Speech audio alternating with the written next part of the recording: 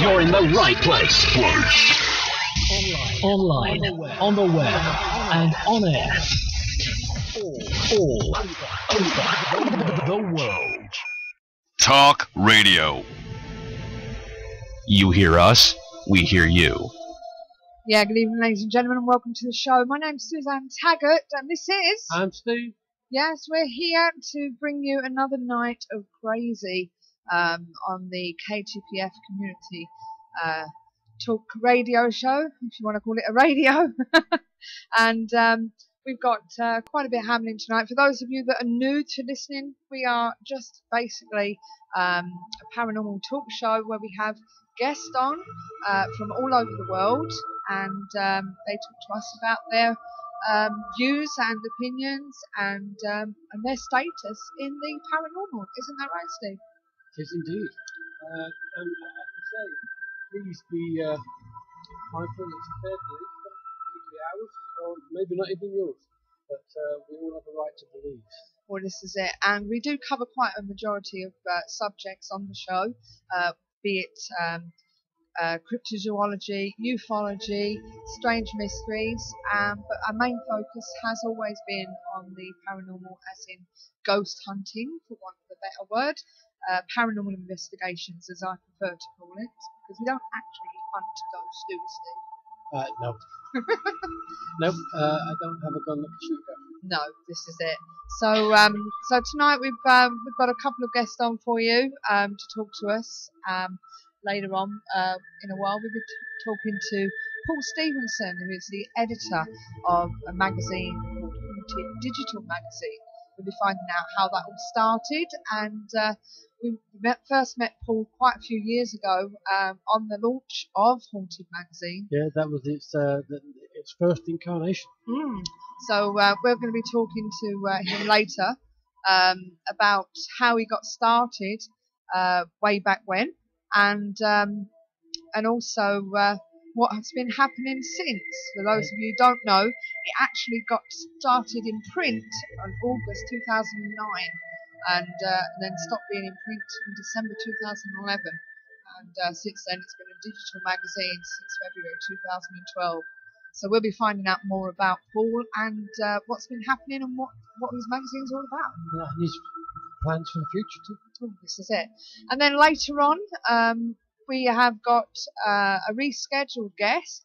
That's Kerry from Bomber County Paranormal. She's coming on to talk to us about private cases where the clients are faking activity, why they would do this, and she's going to be talking about all this and giving you a bit of a heads up on that respect. And we'll be finding out more there. That should be interesting.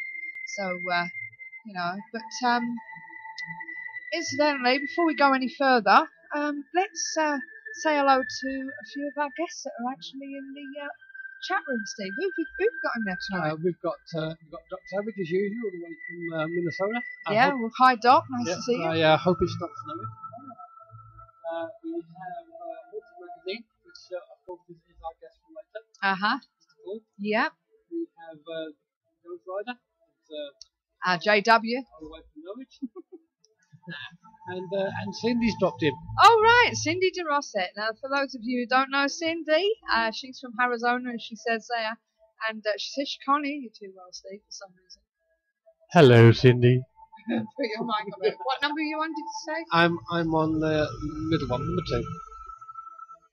Let's turn you up a bit.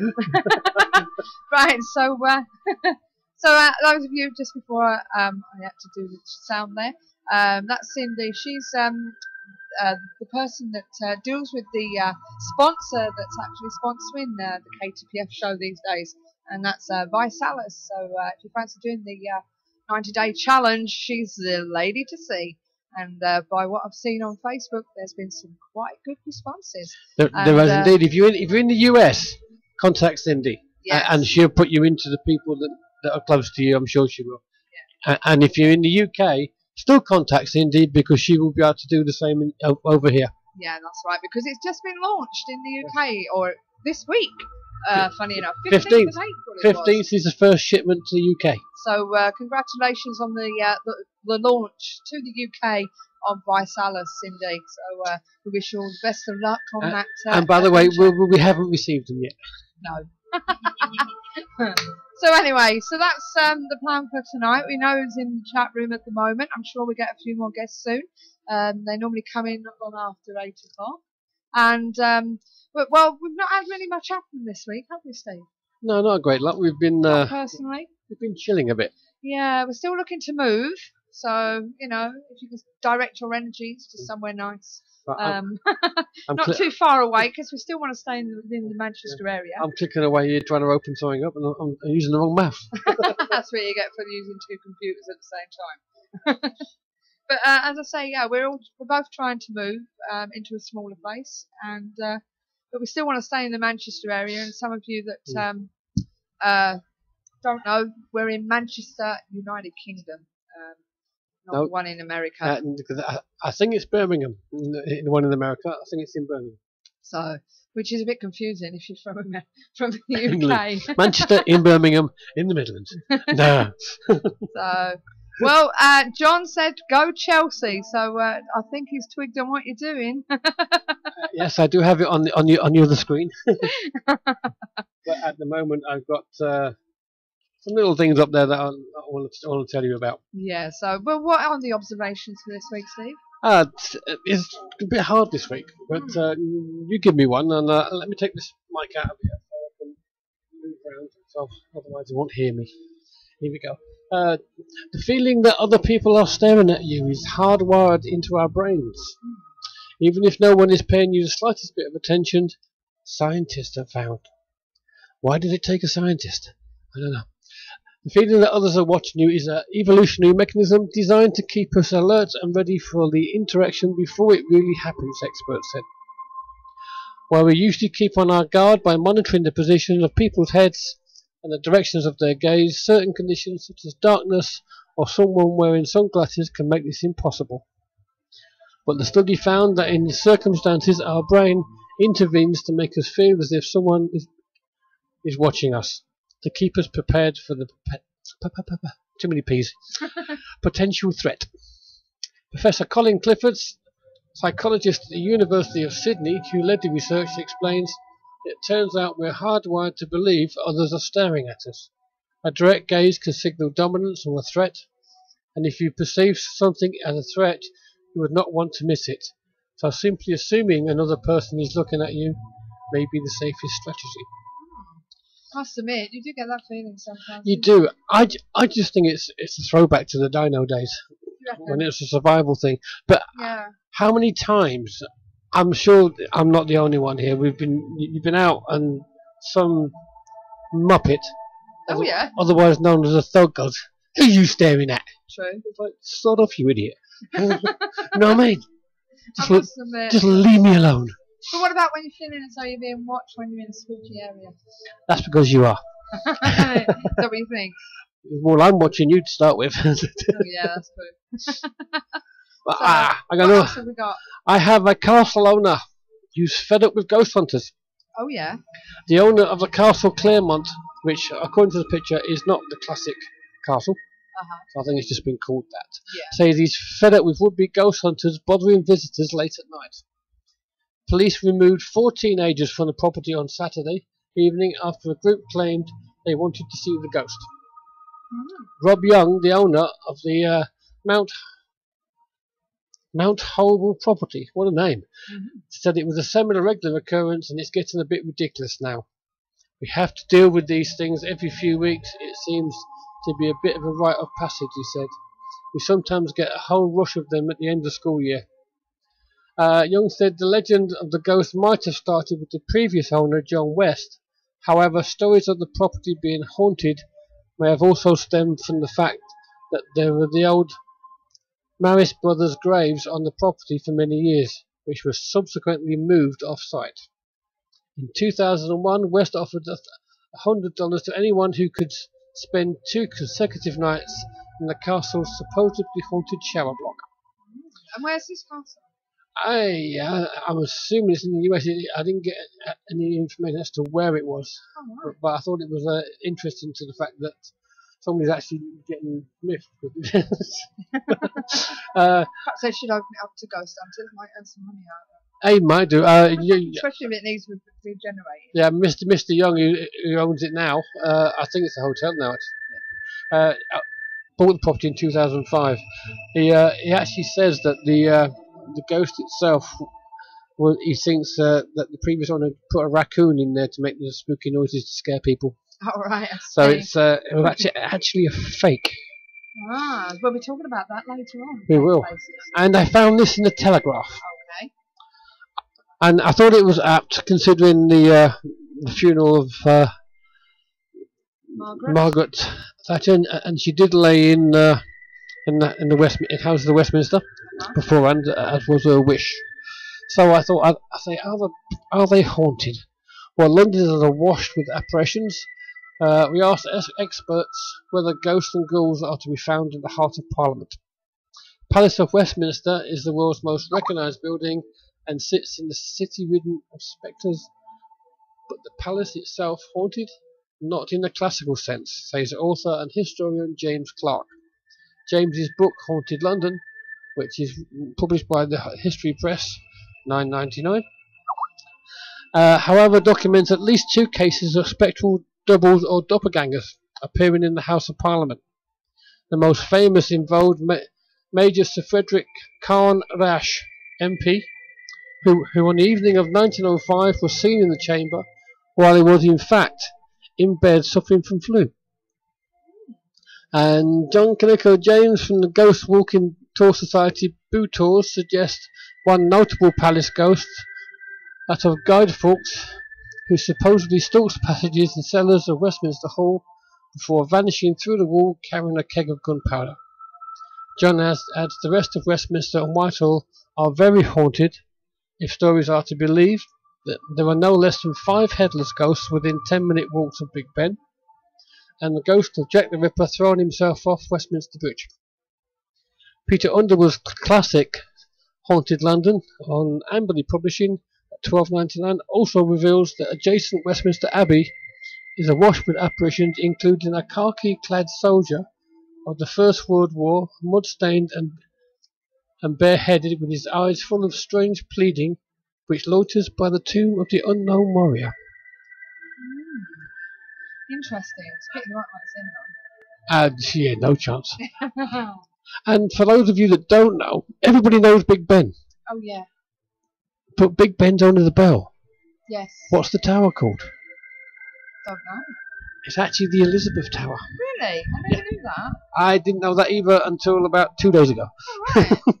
I knew the Big Ben was the bell. Yeah, Big Ben is actually the bell in the top of the tower, but the tower itself is called the Elizabeth Tower. Oh, right. So, is that all the observations? That's all I have. I'm afraid there wasn't a lot out there this week. Right. I can't remember the one I gave you. That was the first one. Oh, was it? Oh, right. The first one was the one you gave me.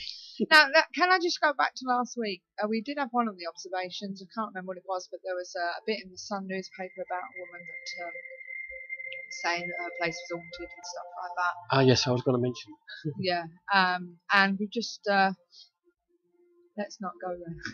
No, we have spoken to one of the persons that dealt with it and tried to check it out to see if there's any truth in it, and we found out that there wasn't. We found out that they didn't find any proof, but they did sign confidentiality.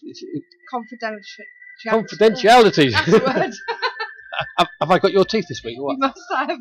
And obviously the lady concerned who lives in the house decided to break that and tell everybody all and sundry, including 3 different newspapers. Yeah, so I think it's just a case of help, I want to get out. Yeah, so as I say, it will be something similar to what we'll be talking about later on with Kerry about these fake paranormal activity that's in private homes and places when people actually ask you to come through. I must admit, we've been to a couple, haven't we, that have been we've been asked to go and have a look. We found out that most of it is unfortunately the wiring and stuff like that, because you end up with great EMF readings, and which can cause sickness and feelings of being pushed and stuff like that. Dizziness and all sorts. it affects the way your mind works, and it can cause all sorts of hallucinations. So if you're out there, guys, and if you get called into a private paranormal activity place, please remember to check the EMFs, because sometimes it could be just down to that. Okay, so yeah, we actually found one, didn't we? It was actually off the scale. oh yeah. For some unknown reason, the dolphin has been in and wired the earth wire from the fuse box out through the kitchen, out the back door, under the step, back in the kitchen, and connected it to the gas pipe. A lead gas pipe. Yeah. How wonderful. Yeah, I don't know. Steve, do you know the story behind the boy and the dolphin in the Thames, London? No, never heard of that. Afraid not. Sorry, no, I heard of that one. You'll have to tell us about that one later. I will have a quick Google. He's going to Google it. Boy and the dolphin in Thames. Yes. So here we go. Boy. Yeah. So, well, that's the observations for this week. Can I just remind you that when it comes to live stream, we don't have much powers with them. So if they do go down, or if you lose your page or anything, please remember to refresh. And come back to us, hopefully. If it happens to us, because sometimes it does, the connection drops, we will have to do the same. So please bear with us, stay with us, and we'll get back to you as soon as possible. Hopefully, saying that, touch wood, that Livestream don't decide that this is the time to do some upgrading. Because last time they did that, we ended up with a Sunday show, didn't we, Steve? We did indeed. And that caused a lot of problems, because now everyone wants it on Sunday. So yes, I must admit we have thought about it, haven't we, about changing the Wednesday night, because it breaks up our week, doesn't it? Don't you agree, Steve? It does indeed. I mean, I would personally prefer it on a Sunday, but we have some guests, including our very own Mr. Neil Munley, that can't do Sundays. Yeah, well, being a one-parent family, he has to get the kids ready and everything for school on Monday. Yeah, you got to change your battery, have you? Well, I just found this boy and the dolphin. Apparently, there's a statue in Chelsea. Yeah, it's the sculpture was created in 1975 and purchased by a local company. It's supposed to be going to do with the right of the Thames. It stands just opposite the site of the works. I'm not finding anything spooky about it though at the moment. Maybe John can enlighten us. Can I sort that out? It's a good job I've got this one here, isn't it? It does. You just put it in the wrong way. There you go. Oh, did I? It only goes in one way. Oh, I'm getting panicky about that, to be honest with you. Things are happening. Are we back on? I don't know. Test me out. Test you up. Here we go. Oh, thank God for that. It's working. Good. See the statue a few miles from Westminster. Yeah, but what is it? Is it a haunted thing or what? It's in Chelsea. Yeah, but what is it about it? I hear ya. I see ya. So I hope everyone's okay tonight. As I say, this is a relaxed show. Nothing regimental about it. Anything can happen. Okay, so please remember, when it comes to our guests, we ask you to be respectful, and also we ask you to get involved with the conversations. Put your answers or questions on the chat room, and we'll ask our guests any questions that you may have. So John's enlightened us slightly. He said, from what you can remember, the statue was put there as a boy was saved in the Thames by a dolphin. Oh, right, okay. It's not very spooky. That sounds good to me, actually. It's not very spooky. It's not, but dolphins do these things. That's just very nice. Just a very nice thought. Also, if you feel like giving us a call tonight, not when Kerry's on, obviously, but if you want to give us a call when Paul's on, we will have the phone line free, so you can contact us on 0844 414 3982. We can also be Skyped, and that's at KTPF.Paranormal Show. So if you fancy giving us a call, I'm not sure how it'll work if I'm speaking to somebody on Skype, but I'm sure we can find out, can't we? It's all a bit of a learning curve, no matter what. Yeah, here comes the scroll up. Yeah, with all that information for you. Paul talks about running a paranormal magazine. So, okay, so if Paul's ready, I'm going to give him a call now. I'm not answering that one, John. So, shall we give him a call? Should we call Paul now? Yeah, go on, give him a shout. Okay, let's give him a call.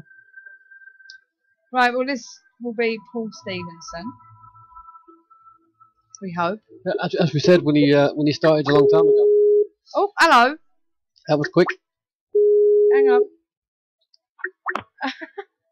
Hello. Hang up. Ashley, I'll call you back in a minute. You called too quickly then. Hiya, Paul. Hiya. You all right?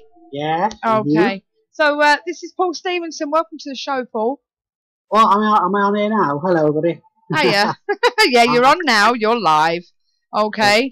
So as I say, I've got somebody trying to call at the moment, but we'll get back to him. If he calls again, we'll bring him on for a few minutes if we can, and because it's our Ashley. I'll be with you in a sec. He had a stroke, you see. Let's just see whether we can get hold of him. 2 minutes, Paul. He's just trying to contact us. Are you Ashley? Oh, you alright? Yeah, I was just about to call my guest up and you butted in. Okay. Welcome to the show, Ash. I sent you a message for the past 20 minutes and couldn't get through. Can you still hear us, Paul? No? No, I must have Paul on hold. Right, I'm going to talk to Paul now. I'll call you back in a minute, Ashley, all right? Oh, no problem. Bye. I'll hang up for now. Bye. Oh, God. Right, where's Paul gone now? Are we here with Paul? Paul is on hold. Resume call. Oh, that's better. Sorry about that, Paul. Okay, no worries. He's only just started the internet, bless him, and basically, as I say, he's had a full-blown stroke, and so it's the first time he's managed to get to listen tonight. So, but we'll talk to him in a bit. Paul Stevenson, this is your moment. Welcome, sir. Welcome. Thank you. Thank you. You're not sure now, are you? I've been in wardrobe all day. I've had makeup done, so I'm ready. So. Well, hopefully everyone can hear you okay. So if you can tell us what the weather's like down wherever you are. Where are you? In Nottinghamshire. Nottinghamshire. East Mids. Okay. It's damp and drizzly. Damp and drizzly. Right, I need you in the chat room to let me know. Okay, you're our ears and our eyes, so don't forget to let us know if you can hear us okay. All right. So, Paul, you started off this haunted magazine, yeah? Yes. Back in 2009. Yeah, I think it was probably about a 4-year plan. I think it was 2005 I had the initial idea. Uh-huh. But obviously work got in the way and everything. But that was the plan to do it then. But it took probably 4 years to get off the ground. And then it started August 2009. So that's when the first issue came out. Right, and is that the first issue where we went to do the interview with Jason Carl for you at Screen Park, was it? Yeah, Scare Kingdom, yeah. Yeah, we've been going every year since. I the first or second, I'm not quite sure. It might have been the second one. Yeah, we've been going every year since. They keep inviting us back, which we don't mind. But yeah, so obviously you did that for a while as a normal magazine, didn't you? Yeah. Well, no, it's not normal, paranormal. But well, you know what I mean. A paranormal magazine that you can buy in the shops. Yes, it was WH Smith's. It was on the shelves with various ingredients for the best part of 2 years and 11 issues. But it was just as a self, as a small businessman.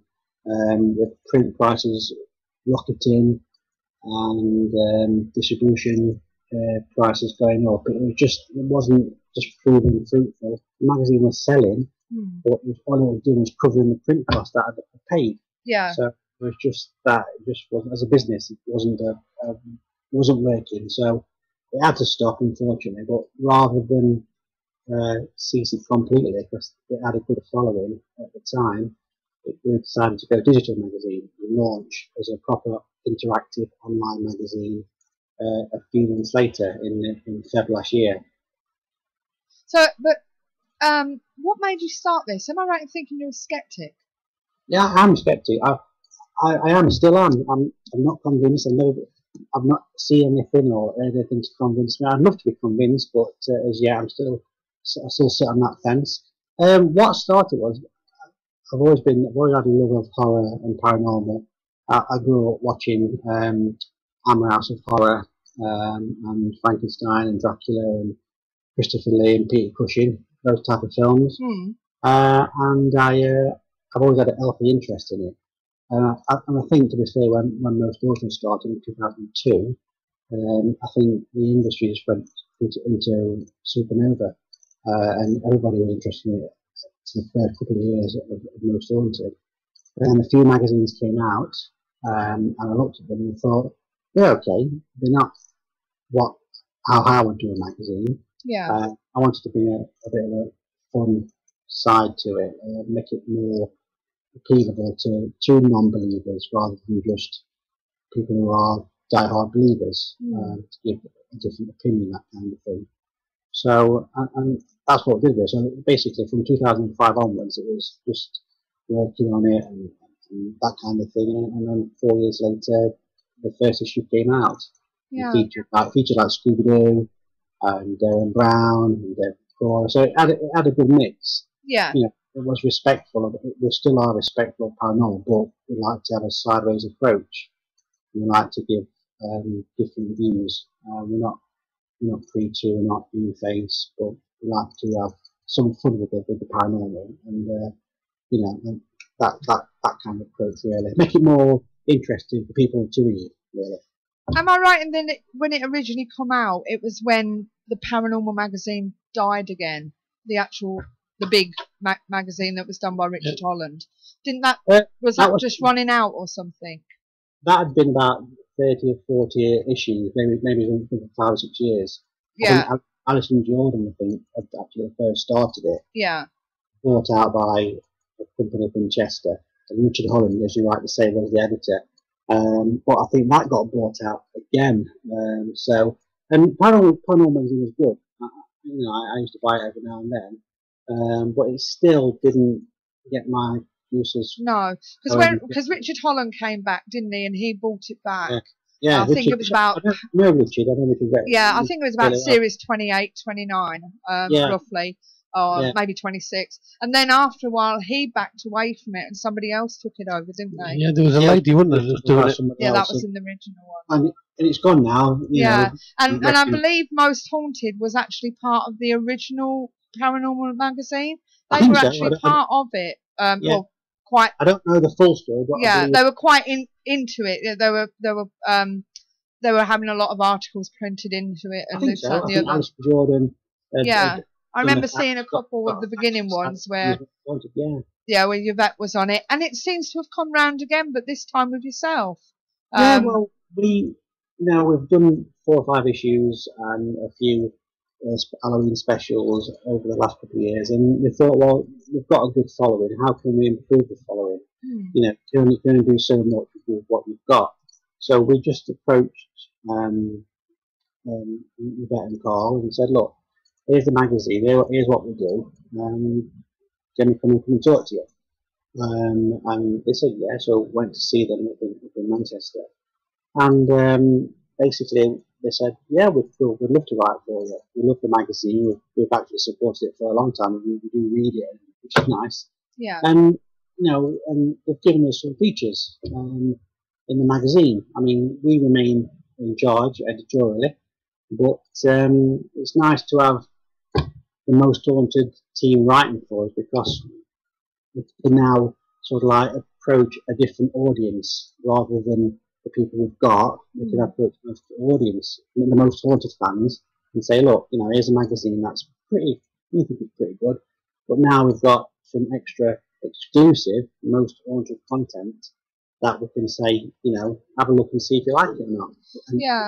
And it's not just Jason and Carl, is it? You've even got Fred Batt doing. Jason Carl. No, you mean Carl Beatty. Yvette Fielding, Carl Beatty, Fred Batt, and Simon Healy. They are the new members, the Most Haunted team, as it is, the Most Haunted team 2013. So Fred Batt's email and Shane writes for as well. Now you send me a complimentary copy via email by WeTransfer, and I've had a flick through it. Obviously, I didn't actually get time, as you said yourself, you forgot to send it in time. Yeah. But there is quite a lot of Carl and Yvette and Fred, isn't there, in this issue?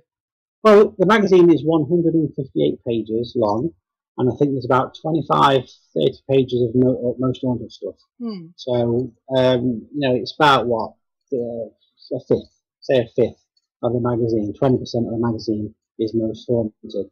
There's a feature called Ask Yvette where we got both of the fans to send in questions that they wanted Yvette to answer. We thought we'd get 50 or 60. We got 798 questions. So we had to break it down to 13, so yeah, it was a bit of a long process. Fred writes about witchcraft. Carl writes a piece on basically, we said to him, it was Carl's Corner. It's your voice box, it's your soapbox. You feel free to write about what you like. So yeah. I mean, thinking about most haunted, it's Marmite.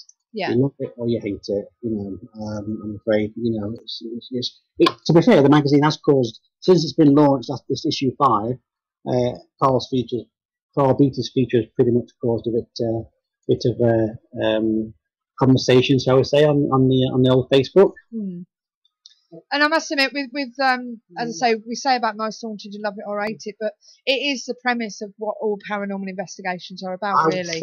In England alone, for those American viewers, in England alone, I'm not sure how you took it when it came to America, but it was it gave us all the idea to get a group and go out and do what we had to do. And we were saying earlier that, in our opinion, when it comes to most haunted, like Paul says, Marmite, love it or hate it, it does give, when it's out there and it's permanently on our screens, it does put the idea into people's head. Let's go and investigate a place, doesn't it, Paul? I think Carl, when we first met Carl, he said that when they first started the show, the idea, there was about 3 or 4 paranormal groups. Yeah. In 2002, maybe not 5 or 6. And now there's over 1,000, so it just goes to show how much the paranormal has grown since then. And I started a magazine for some haunted, and I would say that 70% of people now who are in groups have the idea to start up. Because of most, I could be wrong, but that's my opinion. Yeah. Well, Steve's got a question to ask you. We've got 2 questions in the chat room for you. Okay. The first one is from Docker over in Minnesota. He says, "Are you looking for people to submit articles?" Yes, definitely. I'm a big believer in using features from people who actually like the paranormal. I've got interest in the paranormal, and I've got something to say about the paranormal. We always look for submissions. Definitely. Can I give the email address out? Is that okay? Or go for it. If you want to email me, Paul at hauntedmagazine.co.uk. That's if you've got that, Paul at hauntedmagazine.co.uk. Right. Okay. We've got a team of writers. Yeah. They're good writers. There's a mixture of older ones, young ones, first-time published ones, and we've got no problem with accepting submissions at all. Yeah, and Reggie Devs, who's over in this country, would like to know where she can get the magazine. I missed that, sorry, Steve. Where can she get the magazine from? Well, the magazine is available on our website, which is www.haunteddigitalmagazine.com. You can buy a PDF version, and it's a universal PDF that can be used for iTunes, iPad, iPod, iWhatever. Kindle, Android, BlackBerry, PC, Facebook, whatever. It's available as a PDF, which can be downloaded into any of your platforms. And there's also Windows only flipbook, which you've got, I think so. Which it reads like a book. You can flip it over and it makes a nice flipping noise, that kind of thing. So, we're available basically on all platforms. The Kindle one, BlackBerry smartphone, Android, Google Play, and all the Apple and PC Mac. You've not missed anything out. No, everything. And how much is it? £2.99. £2.99. So we think that for 158 pages, we think that's really Yeah, good there's about. quite a few pages, isn't there? Yeah, there is, and you know, it's not advert heavy. There's a few adverts, but that's part and parcel of trying to break the features up. Yeah. But I would say that the content is probably 88% features and 4% adverts. Right, and I mean, if anyone wanted to advertise with you, I've seen that you got prestigious paranormal in there, you know, and what is it about events? Are you actually putting an events thing on, or is it that people have to pay to put that sort of thing? Are you having an events page? We tried an events page in the print mag, but it's sort of like it never came to fruition. People would advertise it. We never got sent enough stuff to put on. Yeah. So we've got an advertising team now who go around and speak to people like Prestige and stuff like that, and we ask them if they want to advertise in the magazine. There is a small cost, but if they say no, then that's fine. Yeah. But we're thinking that because, you know, we're looking about, I think it's 2,000 copies, which is probably more that's sold in print. It sells, and it's because it's available worldwide. It appeals now to a worldwide audience. I mean, we've sold copies in the USA, China, Russia, Sweden. We sell. UK is the biggest seller for us, but we sell copies all over the world at the minute. So you know, and you know, as much as I like a print magazine, I love print magazines myself. I believe that the future is digital. Yes. The plan is for us to bring audio interviews. People click a button and they can hear the person like a live interview as such. We want to bring live ghost hunts to the magazine or to the website. So you know, there's no postage. There's no waiting for your magazine. Once you pay for it, it's in your email within minutes. So you know, there's a big debate about print and digital. You know, and I do love print, but I think if you don't move with the times, then you're going to get left behind. Yeah, I must admit, I've got volumes of Paranormal magazine here, and you know, it makes you wonder what you're going to do with them after a while, doesn't it? Yeah, well, Paranormal magazine is available to buy as a download, I believe now. So yeah. I'm you know, talking about arrival here, but I think it's available to buy as a download if you want to. So you can technically ditch your print magazine if you want to, or try and flog them somewhere and stick your ones in your computer. You know, that's what I've tried to do in my stuff. Yeah, yeah. But you know, don't get me wrong. People will never leave print because they love to go to the shops, love to go to look at the shelves of the Rich Smiths and flick around and everything, and love the feel of a magazine in their hand. But you know, iPads and laptops and netbooks, they're getting smaller, they're getting more space, they're getting popular and cheaper. So there will come a time, I think, when digital will be very, very, very popular, and will give print a good run for its money, in my opinion. Okay. At the risk of being cheeky, this is normally Sue's job to be cheeky. Oh, hello. But if you ever need any events, help yourself to the ones on PE for you.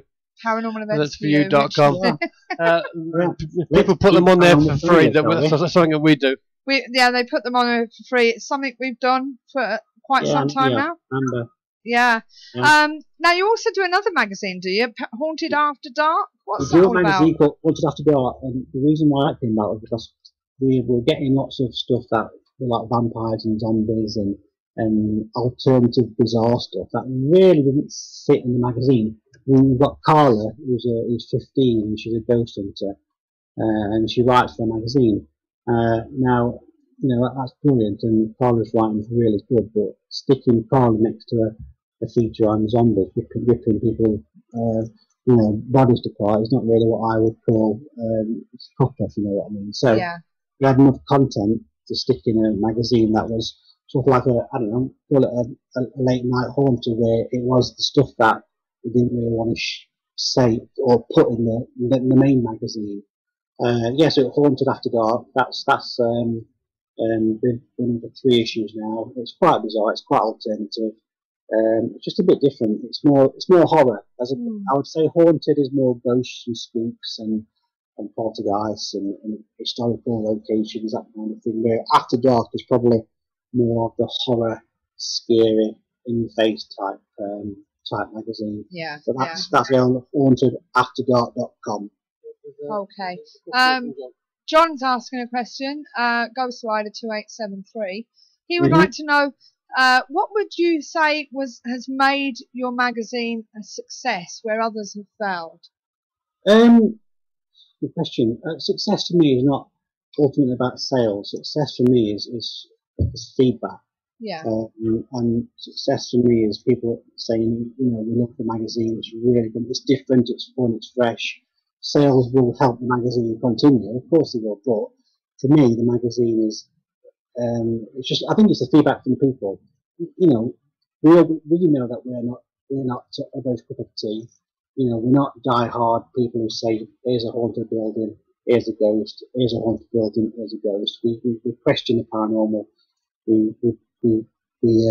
Some of the writers are believers, some of the writers are skeptics, some are don't believe at all. But they like to write about the paranormal. But so I'd say to me the success is I suppose managing to do an issue every 2 months, really, just getting it out, getting good response, getting good feedback, and growing because because if you think about where I started in August 2009, issue 0 as it was, just doing it out, and it wasn't in the shop till issue 3. Yeah. So the first 2 or 3 issues we're just testing it, we're testing the water really, and I guess just growing from there. And like I said, sales do help, but for me it's all about feedback and being different. Because the paranormal world is a strange old world. If you're involved in it, whether you're inside the box or outside the box, it's a very strange world to be in.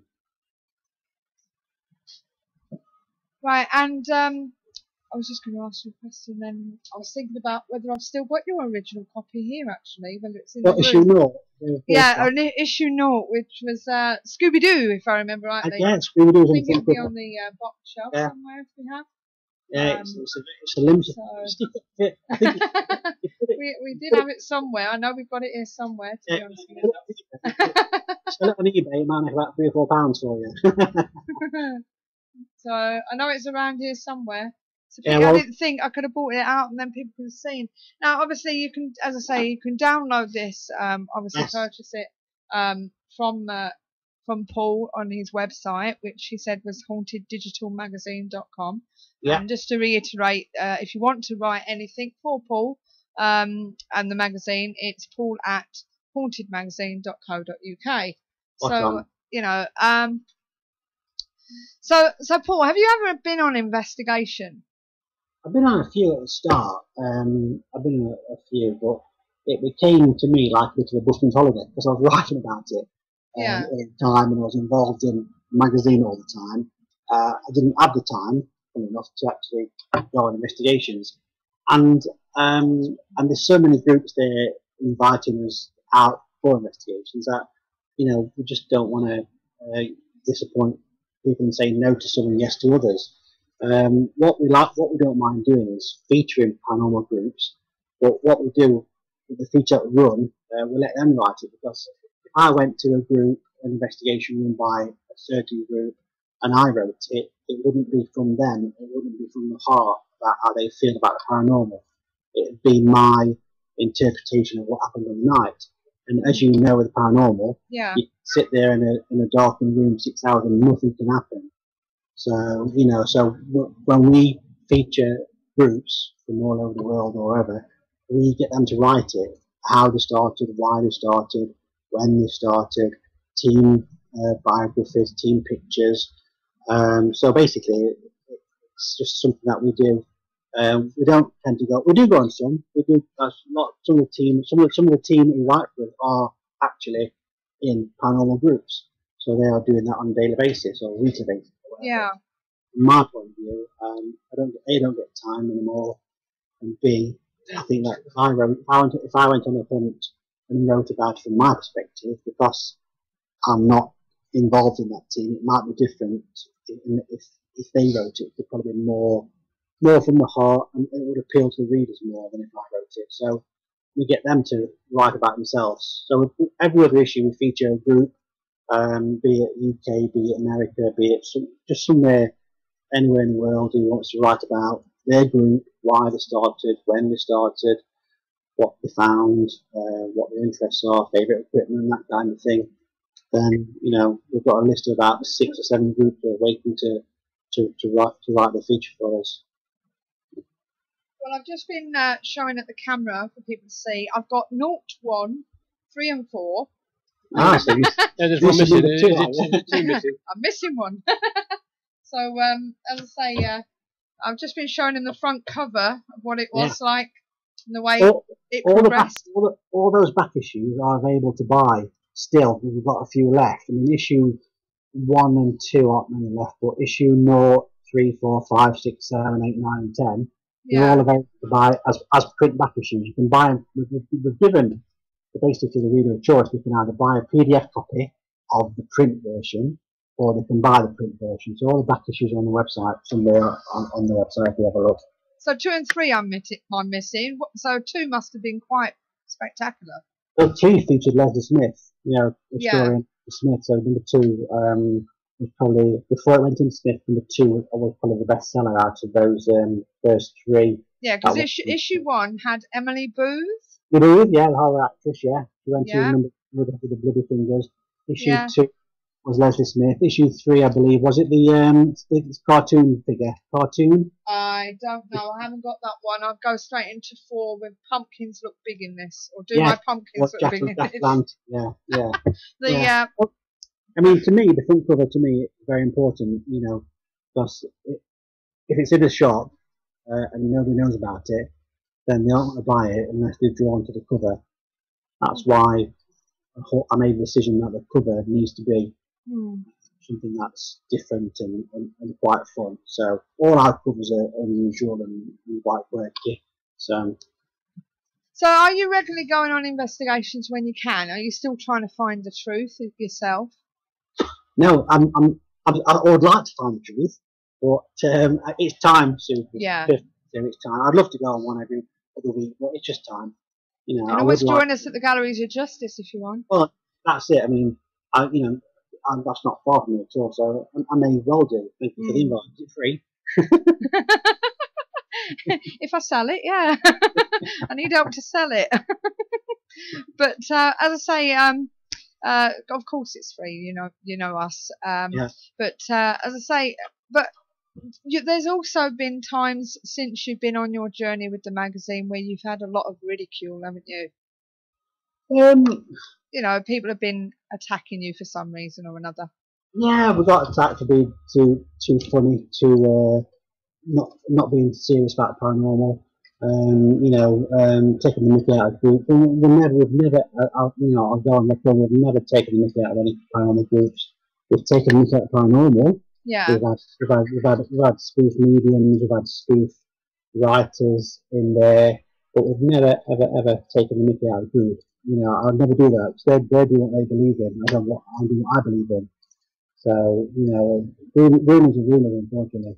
But, well, I must admit, you have to put the fun into paranormal, but obviously be respectful when it comes to the right moment. You know, if anybody bought a magazine, they would see serious features on, on telekinesis and that kind of thing, and you know, ghosts and haunted locations. But they'd also see fun features as well. You know, the whole idea of the paranormal to me is having a bit of laugh with it and making the features approachable. People want to read.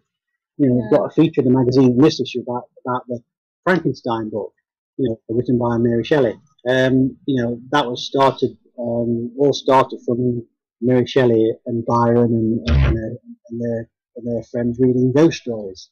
So, you know, it just shows you the link from ghost to horror and it's all one big paranormal circle.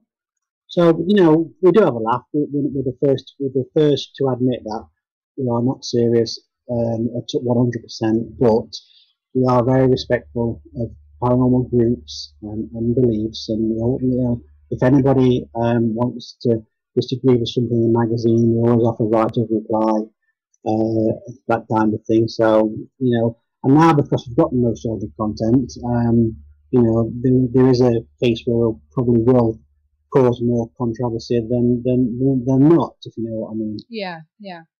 Are they coming back, Paul?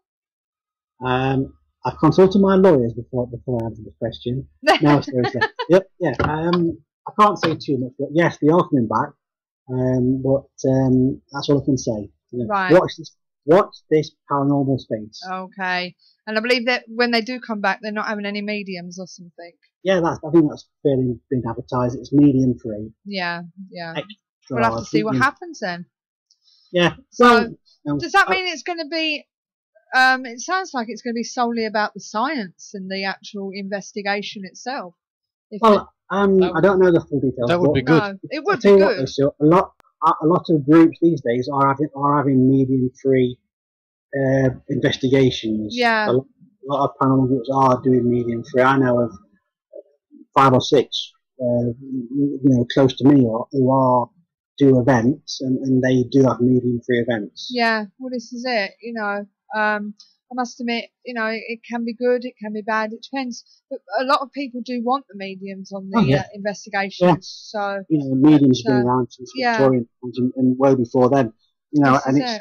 It's personal preference, like I said, it's personal choice, it's personal preference. Yeah. When I first started the magazine, there was mediums. There was like your Colin Fry's and your Derek Cora's, Ian Norman, Sally Morgan, I think that's her name. But now it seems that you can. It was a gift, it was a gift that you were given.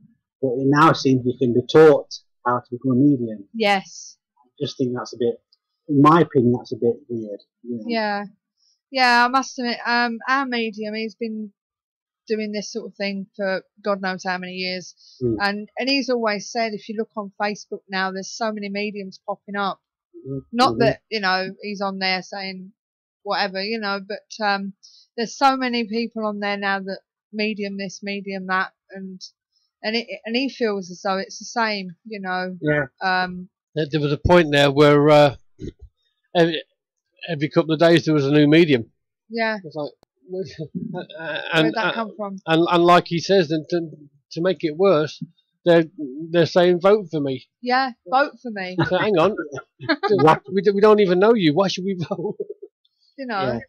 Because apparently there's awards now for being a medium. Yeah, there's awards. There's awards out there. Well, it's it's the same thing about Most Haunted. It was on Living TV, which is an entertainment channel. Yes, and it was their flagship.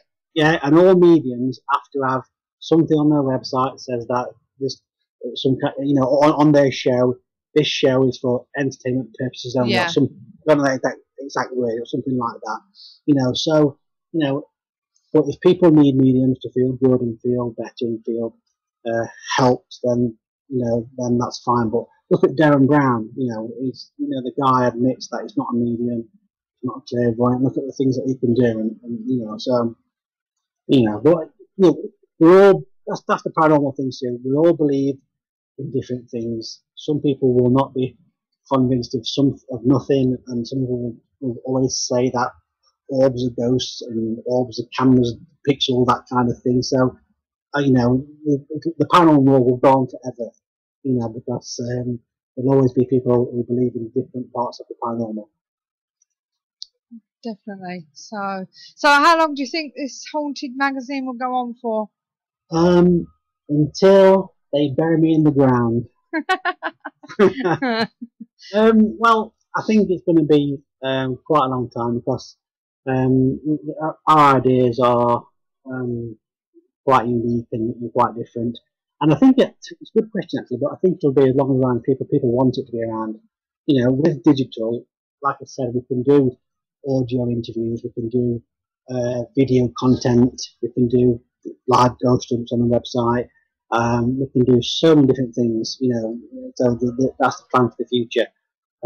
So I think it's until the paranormal either gets boring to people and people have enough and popularity wanes, we'll be around for as long as ghosts, I hope. So. Yeah, well, why not? So, but as I say, well, thanks for coming on. My pleasure. as I say, you can stay in the chat room. You can stay on Skype if you want for our next guest when she comes on in about 10 minutes time. Yeah, we'll do. Okay. If she's ready for us, I'll check to see whether she's ready on Facebook. I'm sure she's not too far away. But as I say, we're going to hear a word from our sponsors. I will need to turn you down for this. All right, Paul. So no worries. We'll speak to you soon. Thanks a lot. And now, here's a word from our sponsor.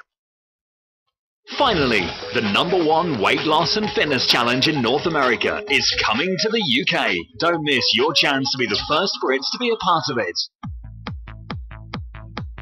Be honest, right now you probably want to lose some weight, live a healthier, more active lifestyle, or get in better shape. We're here to challenge you to make your health a priority with the new Body by Vi 90-day challenge. My favorite thing about the challenge was just losing the weight. Got my life back, that's it. Now we've gone from being couch potatoes to being, fit athletes, working out, strength training every single day. It's changed our whole lifestyle. Let's be real. You don't have to look far to see we have a problem. A growing problem. With today's work demands and faster-paced lifestyle driving us toward quick fixes, it's no secret how we got here.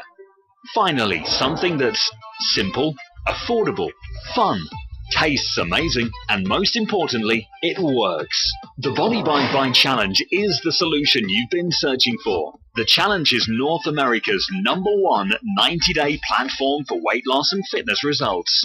To date, over 500 million Vi shakes have been served to millions of people who have already lost millions of pounds, making the challenge the fastest growing weight loss and fitness movement in North America today. Powered by a line of innovative wellness products from Vi, the Body by Vi Challenge is coming to the UK. The perfect way to start a lasting health transformation. And by simply selecting a kit, you have access to all the resources you need to succeed. So, set your goal, select your kit, enter to win. Be the first in the UK to be on the challenge. There is no better time than now to start making your health a priority. So why not start losing weight, getting fit, saving money, and having fun? Guaranteed. Are you up for the new Body by Vi Challenge? The one phone call that I made to try to join the challenge to lose weight has changed every aspect of our life.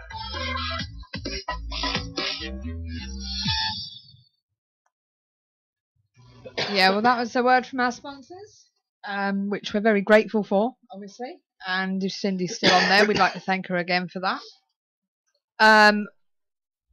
We also have Paul still on the line, don't we, Paul? I'm here still. Yeah, hello. Oh, yeah. Okay.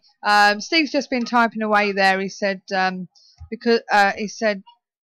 was asked about the insurance for traffic.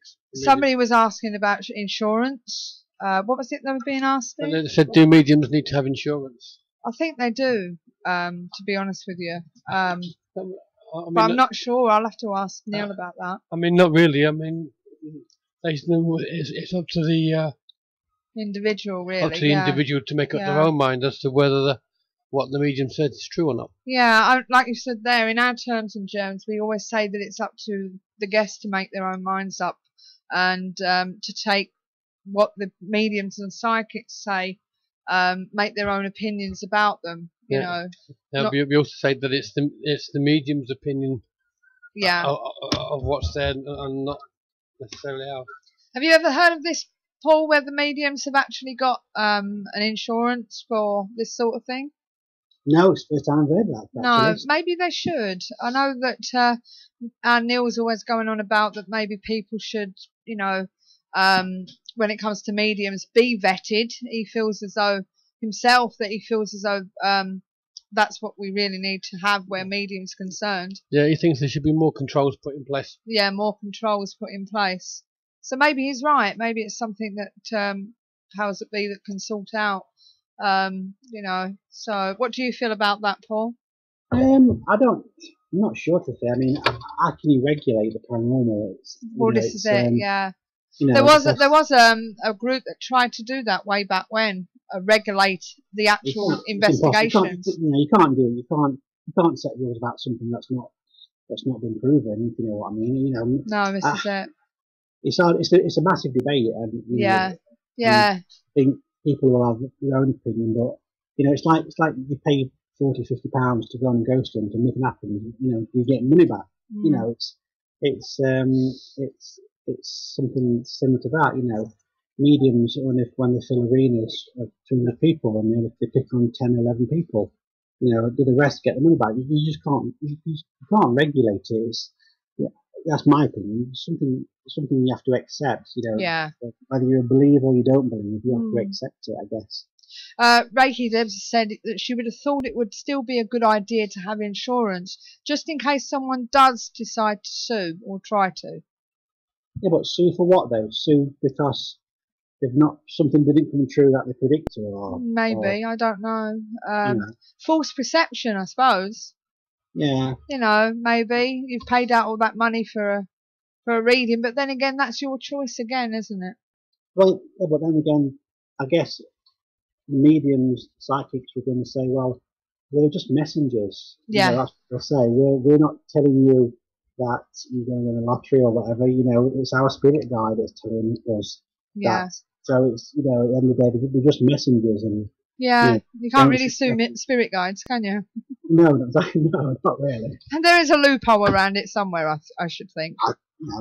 I think if it would have been able to be done by now, it would have been done by now. So I think the entertainment thing on websites and that kind of thing, is the only thing they can do really. People aren't stupid. They know,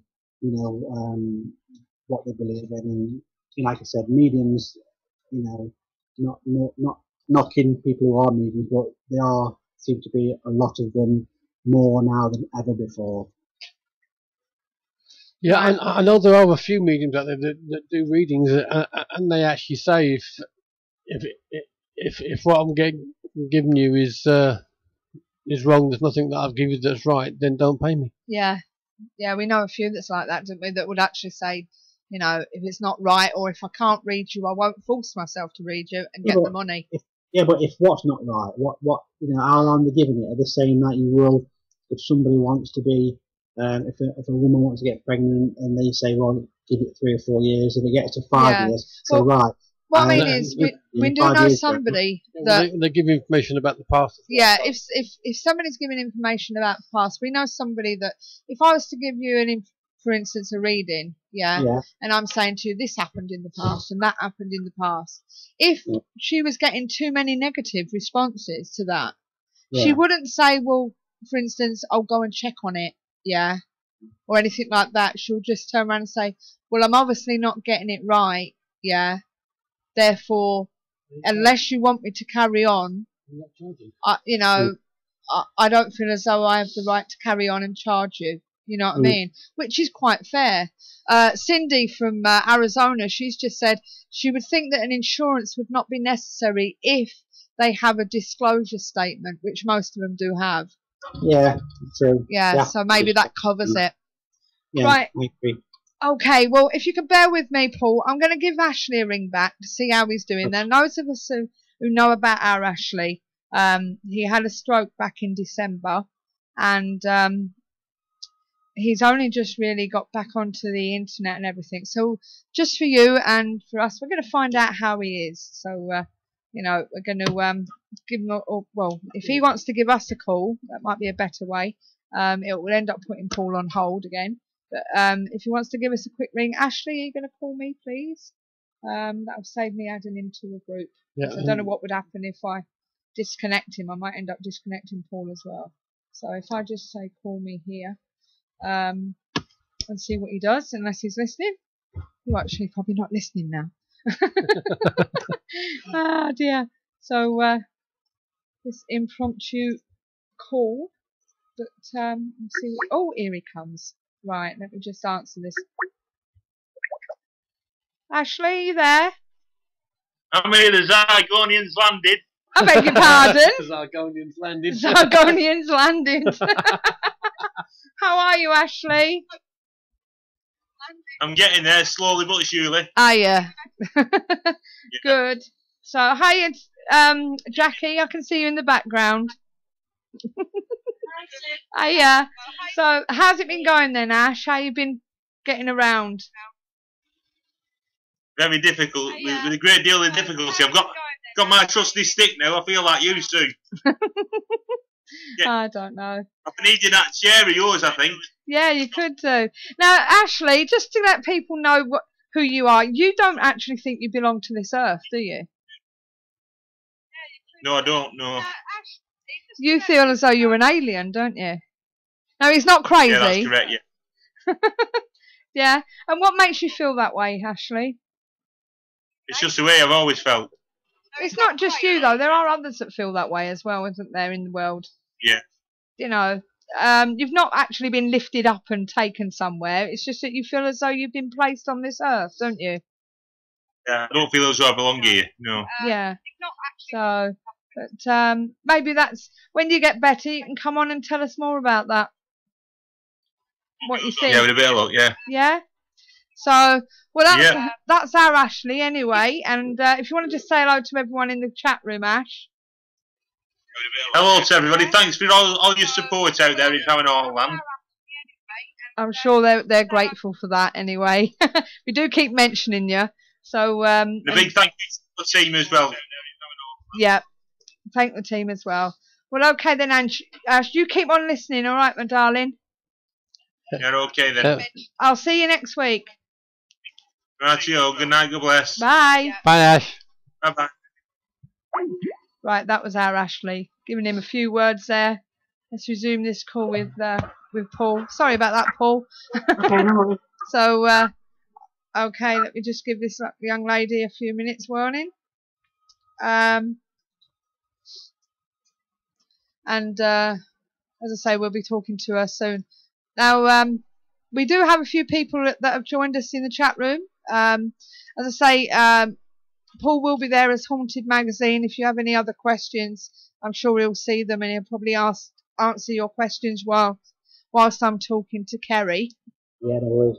Okay, and we've got Andy 707, and it's probably the feedback because I had what's his name on. Oh, I missed the interview. But we were talking to Paul Stevenson about Haunted Magazine, the digital version. It was good. Okay, so that's what it's all about. But if you want to ask any questions about why he did it, who he is, and blah blah blah, you read it, do you? Well, there you go. Well, you can also get it from Haunted Digital Magazine.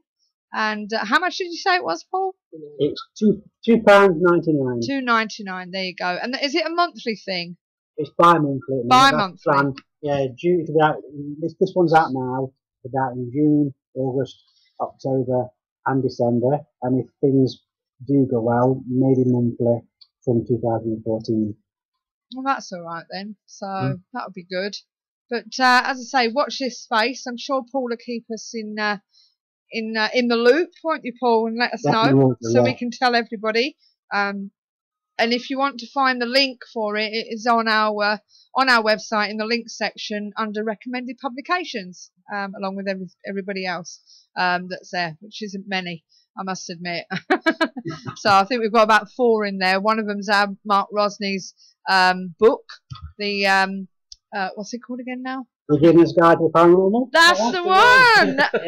Oh, you know our friend Mark, do you? Yeah. Yeah, and obviously we are recommended by Phenomena Magazine as well. Very good magazine. Very good magazine. Pardon?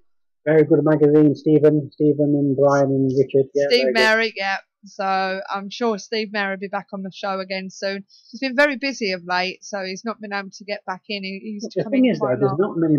Ghost Forces is now gone. Ghost Forces is gone. No. Magazine's gone. So there's not many magazines out there now. No, there isn't. There isn't many. So obviously we need to keep the likes of Haunted Magazine out there for everybody to get the info and everything, because it's not just on what's happening now and this, that and the other. It obviously goes back into a bit of history, and they talk about you've got like your Wikipedia or something, isn't it, and stuff like that. And yeah, there's historical facts, historical features, haunted legends, mysteries, fun features. There's a feature on Lizzie Borden, Mad Lizzie who killed her parents. So there's lots of historical features in there. There's a feature on the catacombs of the underground. I'd love to do that place in Paris. So so it's there's lots of features. There's modern ones. We're going to Bran Castle in a couple next month again. Oh, yeah. The return. Yeah. But I'd love to do the catacombs. I actually rang them up once to try and find out how much it would cost. And I spoke to a guy and he's going, bonjour, blah, blah, blah. And I said, bonjour, monsieur, parlez-vous anglais? He said, petite. So I managed to tell him what I wanted. He then gave me a number to dial to find out from them. And when I dialed it, it was when you ring up and you get these answer machine messages, press 1 for this and 2 for that. Well, this was all in French, literally, and I'm like, put the phone down. There wasn't even an English translation after it, and I waited a while, but no, it was bonjour, monsieur, blah, blah, blah, blah, blah, blah, blah, blah, blah, and I thought, what the hell? But one day I'll get hold of him, I definitely will. Now, before we go on to Kerry, as I say, Andy707 is late, but he does get in late from work, so that's why he's late. And because he missed your show, or your segment, I should say, he's asking a question, or rather making a statement, but perhaps you can enlighten him further. Yeah. He said, the site is a bit naughty. Yeah. It looks too much like it's the most haunted show in magazine form. I think what it means by that is what the copy and most haunted. I think the reason why issue 5 is the first issue that features Most Haunted. Right. So the website will change on each issue, but to make it appeal to Most Haunted audience, we've made the website, because issue 5's out now, we've made the website look that green colour, the Most Haunted. We've tried to promote the fact that we have got Most Haunted in the magazine. Yeah. That's not a one-off. That will be issue 6, issue 7, issue 8. Yada yada yada. Right. So we're just promoting the fact that we're not copying Most Haunted, because we've taken their colours and their style and sort of like put it into our website, added a few bits and bobs to make it appealable in people's recognition that it is what it is. Yeah, but they're not going to be. You say they've got, what was it, a fifth of this issue? Out of 158 pages, we've got no more than 30 pages. Yeah, but that's spread out, isn't it? It's not all in one go. All we asked them to do was to write for the magazine. Yeah. And that's what they've done. They don't have any editorial say. They don't say you can't say this, you can't say that. We basically wanted them to say, ask your vet. If you read the Ask Your Vet feature, we didn't just pick nice questions, Most Haunted was a great show, blah, blah, blah. We actually asked her proper questions about mediums, and to be fair, she's been very honest and very frank in her answers. And with Carl, we said, look, we know that you're outspoken, we want you to join a feature and anything you want.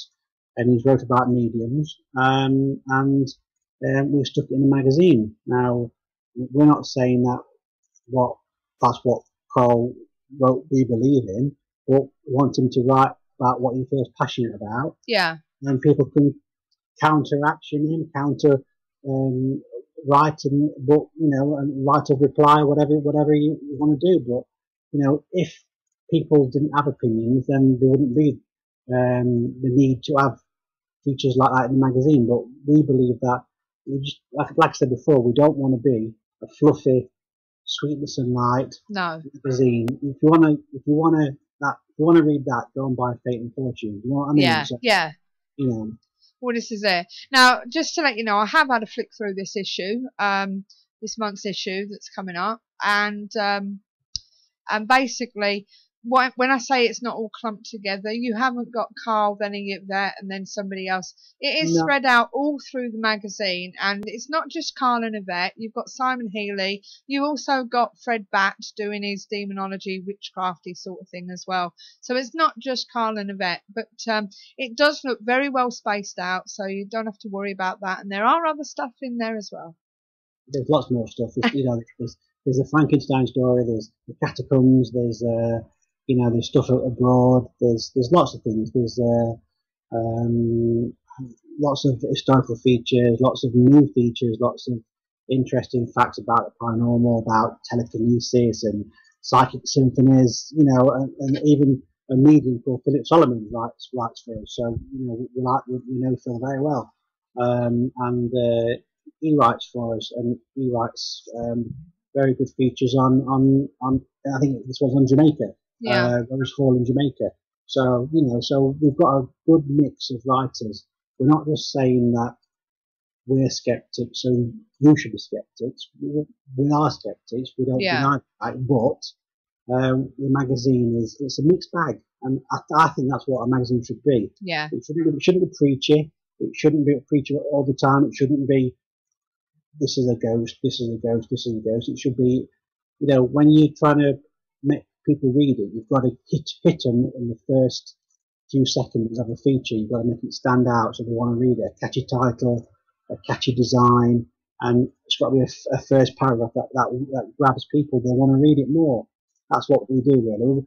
I guess we've made it more of a lifestyle magazine for the paranormal. That's how I'd sum it up, to be honest. Right, okay. Andy says, shame there's no flip book for the Mac. Well, yeah, I don't think Mac do a flip book.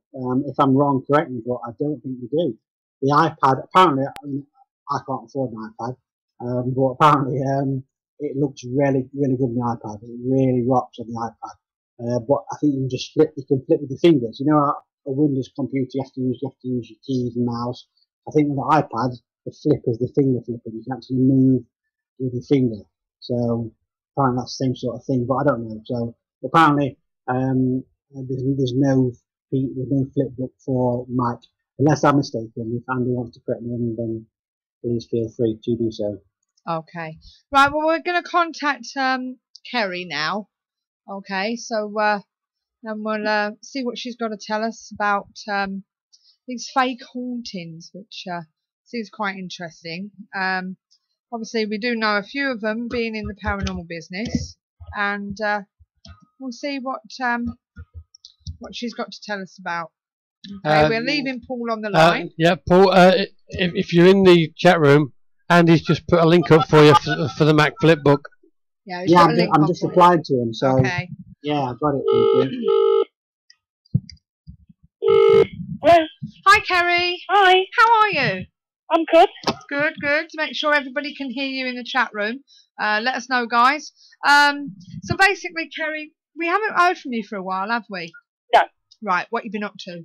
Not a lot, to be honest. I'm a nosy cow. Yeah, I'll tell you, we've had lots of private cases to get through, so to be fair, we sort of packed in the public investigations around November time and tried to get through quite a big backlog of private investigations, and really that's where the topic that I want to talk about has sort of come from.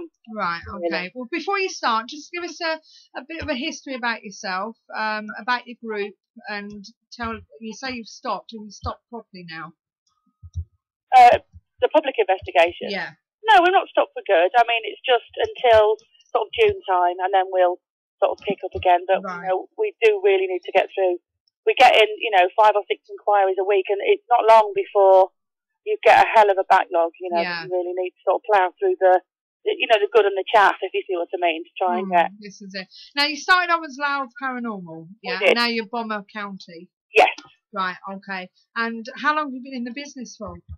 I personally have been doing this since 1989. I started off in UFO research, and I sort of progressed because other people that were in the team that I was in, which was predominantly researching RAF bases at the time, it was more about that really, and the phenomena that goes with, the old RAF bases. At the time, a lot of those were active, and a lot of the people that I was working with at the time were in paranormal groups, in early paranormal groups. I think they preferred, more supernatural groups, but they sort of covered everything at the time, and it's long before any TV shows or anything like that. Yeah. So that's what sort of gained my interest, I think, in it. Okay, let me just check with Paul. Paul, can you hear her okay? Yeah, hello there, hi. Oh, good, that's all right then. Oh, lovely. We got Paul Stevenson on Skype. I don't know whether you've seen the Haunted Digital magazine.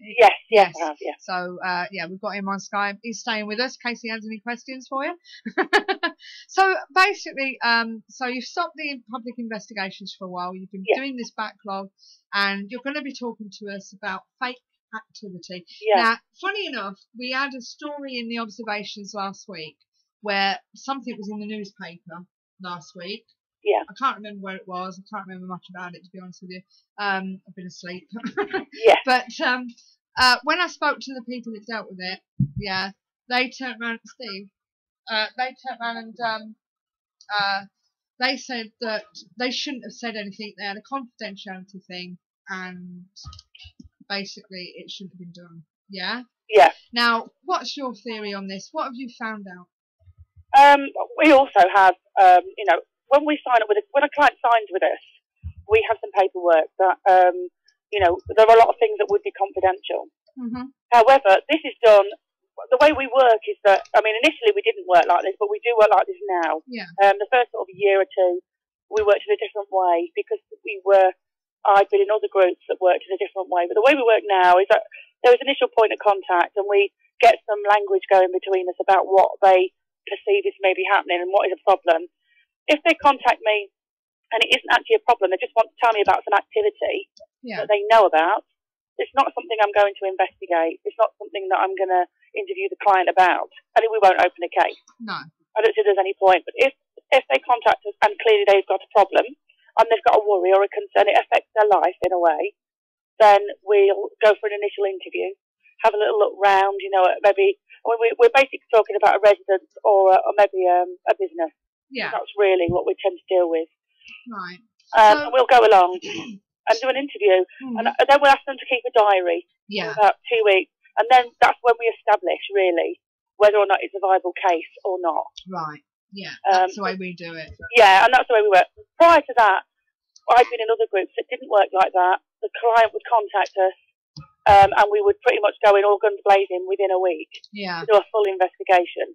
The way we actually work, the way we progress now, is that it can be 6 months before we even get in there. Yeah. Because we like to do a series of diaries. We maybe will do a lot of visits where it's not investigation. We just sit with the client. We talk to the client, about their concerns, because sometimes, they just have some personal problems, and things like that. And somebody that just talks to them, and he's, has a cup of tea and that sort of thing. It sort of, they feel a lot better, and maybe they realise they've imagined a lot of things, or, but obviously, there is a massive difference between those kind of people and the fakers, and then obviously you've got the people that really perceive that they're experiencing activity. So, what I don't understand really about about people that do this for attention or are faking it. I don't really understand what they hope to achieve, I think. And it can be a massive waste of our time, especially if we go out there. Yeah. It could be quite a distance. I mean, we have travelled 70 miles before, one way, to see a family who seem to be plagued by all manner of, problems. Yeah. And actually, that we were there for entertainment. Yeah. It was a long way to go. Yeah. To just do a small investigation, to do a interview, and so a lot of things were done on the phone, and they were very believable. And we did go, and I'm afraid, 70 miles. There was 3 cars. It's 140-mile round trip. It's like a free investigation for them, really, isn't it? Yeah, it was a free investigation at the end. It was for a business at a pub, and they said that they were having some problems, and it was in fact. There was nothing happening at all. When we arrived, they had a hell of a lot of people there, clearly for entertainment, and we wouldn't have been surprised if they hadn't sold tickets. We never proved that, but we certainly were clearly the entertainment for the evening, which obviously wasn't what we had agreed with them. No. So you can imagine we had a bit of a chat. We were a bit upset about it, and we left. I remember, funny enough, us doing a local pub like that, and when we turned up, tried to get there sort of like just before closing, and then all of a sudden it was about 6 people wanted to stay. Evidently they'd been there all night drinking. Yeah. Which is not the good scenario, is it? No, and initially we were told that, you know, they couldn't even open their pub because of all the paranormal activity. People were too frightened to go. And yet when we arrived, there was, you know, more than 20 people waiting for entertainment. And I was just thinking, hang on a minute, you know, we've come all this way. It's cost a lot of money to do this. Some of us had booked time off work because we thought that we were helping people that had a problem, and they were being driven out of their business when, in fact, it was a massive lie. I mean, that's from a business, that's somebody with a business, but obviously we've dealt with private home cases. We've dealt with some private home cases, and 9 times out of 10, the idea behind it is, I want to get out. Yeah. I want to move. There is that, but then some of the people that we've been to visit own their own homes. Oh, right. So, you know, we are actually registered with a local council. Yeah. And if anyone contacts them with paranormal problems, they contact us and ask, will occasionally say to us, would you possibly look into this for us? See what you think. Yeah. Give us a general idea of what you think's going on, and we will do that for them. But then we have, you know, we've been in touch with people that own their own homes or are private renters and don't want to move, and you know, and we've realised that they are having us on as well, and we're not really sure, you know, why they would want to do that. We're not sure if they've seen something in the paper and maybe think there's a little business venture. Yeah. We're not sure. So let's just have a typical evening.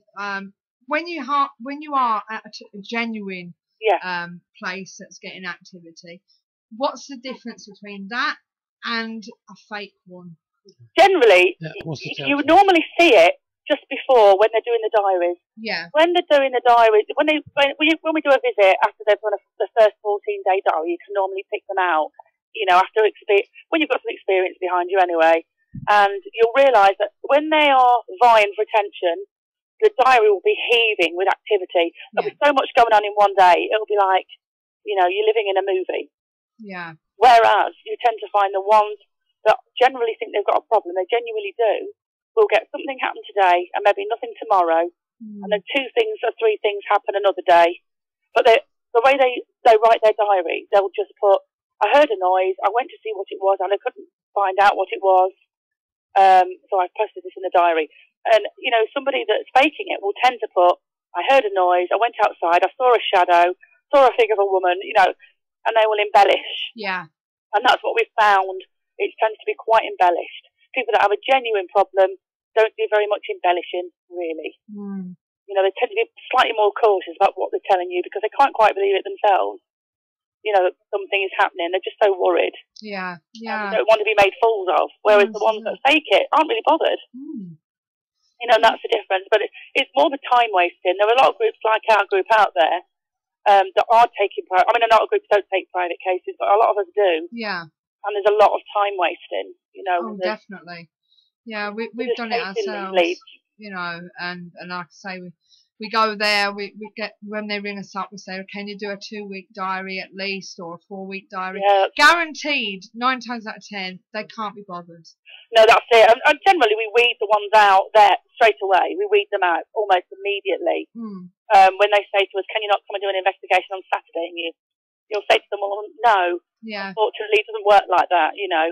Yeah. If you've had I mean, some people have contacted us and said, we've had a ghost in our house for 10 years. Yeah. Unfortunately, coming on Saturday night, there's nothing we're going to be able to do that you haven't done for 10 years. This is it.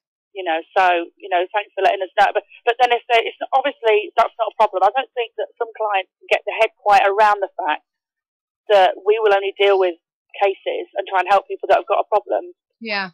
You know, just because they may have a ghost in the house of Auntie Ida, doesn't, you know, isn't a reason for us to go charging in there with our equipment. And this is another thing, they expect, you know, you get people that do expect a lot of equipment and are quite disappointed when you turn up with a notebook. Yeah. You know, and you're just doing it by the power of observation, and they are quite put off. And they want to know where all your fancy equipment is. And sometimes we'll choose another group over you because they can do an instant investigation with a lot of flashing lights, you know, and or they'll have had a group in previously and we'll compare you to them. Yeah, yeah. I remember we went to one and it was quite weird. She said she'd had another group in and a medium had told her that he could see chains. Well, I'll get to that in a moment about a medium. Yeah. But it's good that you're talking to us about this because at the end of the day, there are paranormal groups out there and they do get, can you come in?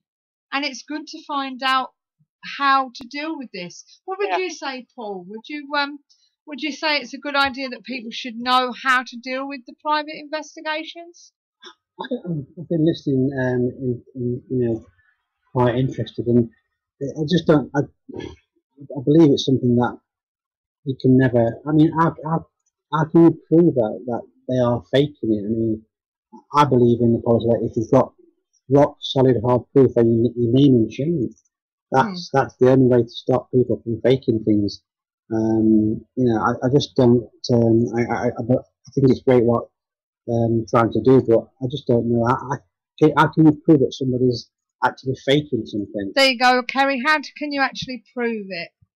That they're faking it. We have proved it before. Yeah. For instance, there was a case where it's a really good example. There was a young couple, and a medium had been to visit this young lady. She was only about 20. She got two children, two very young children, and she'd had a medium in because she'd met a chap, and he'd moved in with her, and paranormal activity had started. It was horrific. Poltergeist, very serious poltergeist activity. She'd actually been harmed herself. So we went in.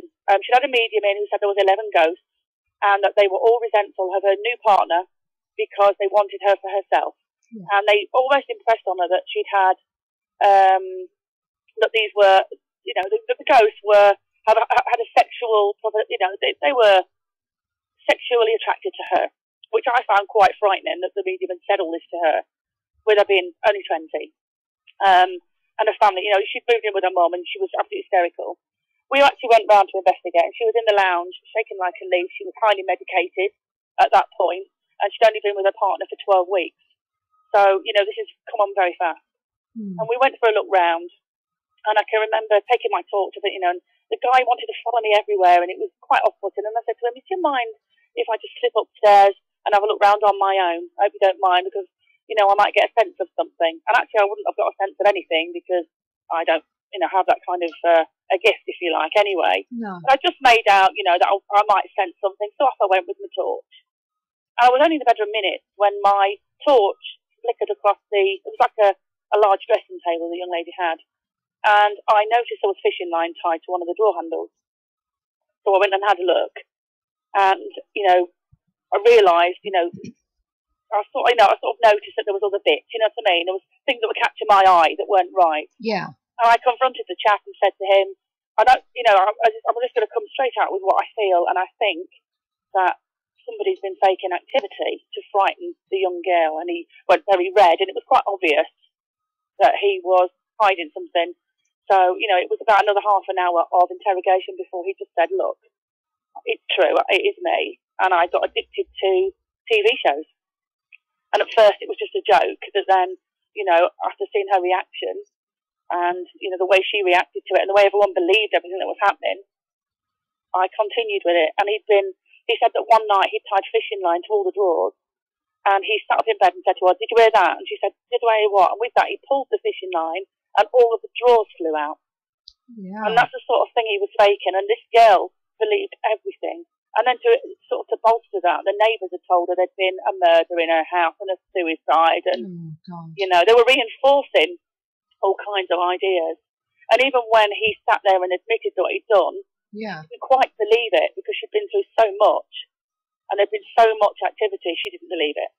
She did still believe. She said, "You're just saying that." And so, no, that was, I think, one of the worst cases, I think, because she'd been so trusting of everybody, and him and it was, in fact, him and a friend had set her up, and it was quite awful. And the fact that she had two small children under 5 living there while all of that was going on. So, that I think was one of the worst ones, and obviously fakery. Yeah. And I think people's body language as well gives it away a little bit, when the stories don't make any sense, if you see what I mean. We like to interview, and sometimes the stories make no sense. No. Somebody will say this or this, somebody will say this or that, something flew off the side. And you'll say to them, why don't you film these things? Have you got a video camera? Oh, yeah. Can you film it? Oh, no. No. Well, why can't you film it? Yeah. No, they haven't got an excuse for Because at the end of the day, that's what you're going to do, isn't it? If when you come round to it, you know. Yeah, so, this is it. That's all we really will try. Yeah. And it's rare that we've caught anything. But obviously, we've got ongoing cases that are genuine, baffling us, if you like. Yeah. Yeah. I mean, there's nothing foolproof. I mean, there's going to be cases where people are so good at it, or they've thought it through so well that we wouldn't be able to tell. No. And we've got, I think from the point of contact, we've got a responsibility to anyone that contacts us, whether they're faking or whether they're not, we do have a responsibility just because we're out there doing this, so we have to just be careful, I think. Yeah, because obviously it can come back on us and bite us on the bum. Yeah. And... Well, this is it. I mean, we've had some contact us 2 or 3 times now where we've been involved with clients who have then decided to open their properties or businesses, and to the public, because we've gone in and they've said, oh, this particular group has said we've got paranormal activity, therefore, and yet we haven't said that at all. Yeah. This will be early stages where we've not even investigated it. And we've had the son contact us and say, what are your plans, for investigating the property? And we've said we've not been there. We've only spoken to the client on the phone. We've not made any, agreement to do anything with them. No, this is it. And it can look quite bad on you, especially if they start printing stuff like that. Oh, yeah. I mean, we've got quite good insurance, and they are well aware. We'll say to them, we do have insurance for defamation, so if you print anything that we haven't said, you really need a recording of what we've said, because if you're printing something we haven't said, obviously we're not going to be very happy. No. So we've tried to cover ourselves because we know there's people out there trying to make money. Yeah. Yeah, that's something we do in it. When we go, we take a recorder with us, and everything we say and do on when we're doing the interviews and that is all recorded. Yeah, we do that just to cover ourselves, really. Yeah. But obviously the client often would say, well, clearly it wasn't on when we had a different conversation. Yeah. And what we'd say, in defence is, well, we have explained when we do this, when we sign anybody up, we do say that if they want their own cameras running, that's fine, and if they want their own recording equipment in there, that's fine.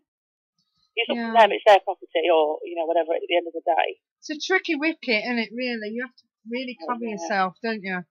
You do. I mean, you shouldn't have to. No. You are actually, doing a free service, and you're trying to help people. Get to the bottom of things that are frightening them. Now that's the point there. You just said we're doing a free service. Yeah, that's it. How many of you do you know, or have you heard of? We've had it every time we've had somebody, or most of the time somebody's contacted us, and they'll turn around and say, "How much do you charge?" Yeah, we are asked that all the time. Yeah. At what your expenses and what have you. And I do know groups that charge. I do know groups that charge expenses, and I do know groups that will accept donations. They'll say a donation is required. And they are expecting a donation. We expect a cup of tea, really. No. We do like a cup of tea, but we take our own biscuits, Yeah. But that's what really we're looking at. I say we have travelled 140 mile round trip, so we're up for it. We would do it if it was a big problem to somebody. But there are groups charging. I don't think ethically it's right that they are charging. There are also mediums that are charging to go in and tell them they've got 11 ghosts or whatever they're charging for. Yeah.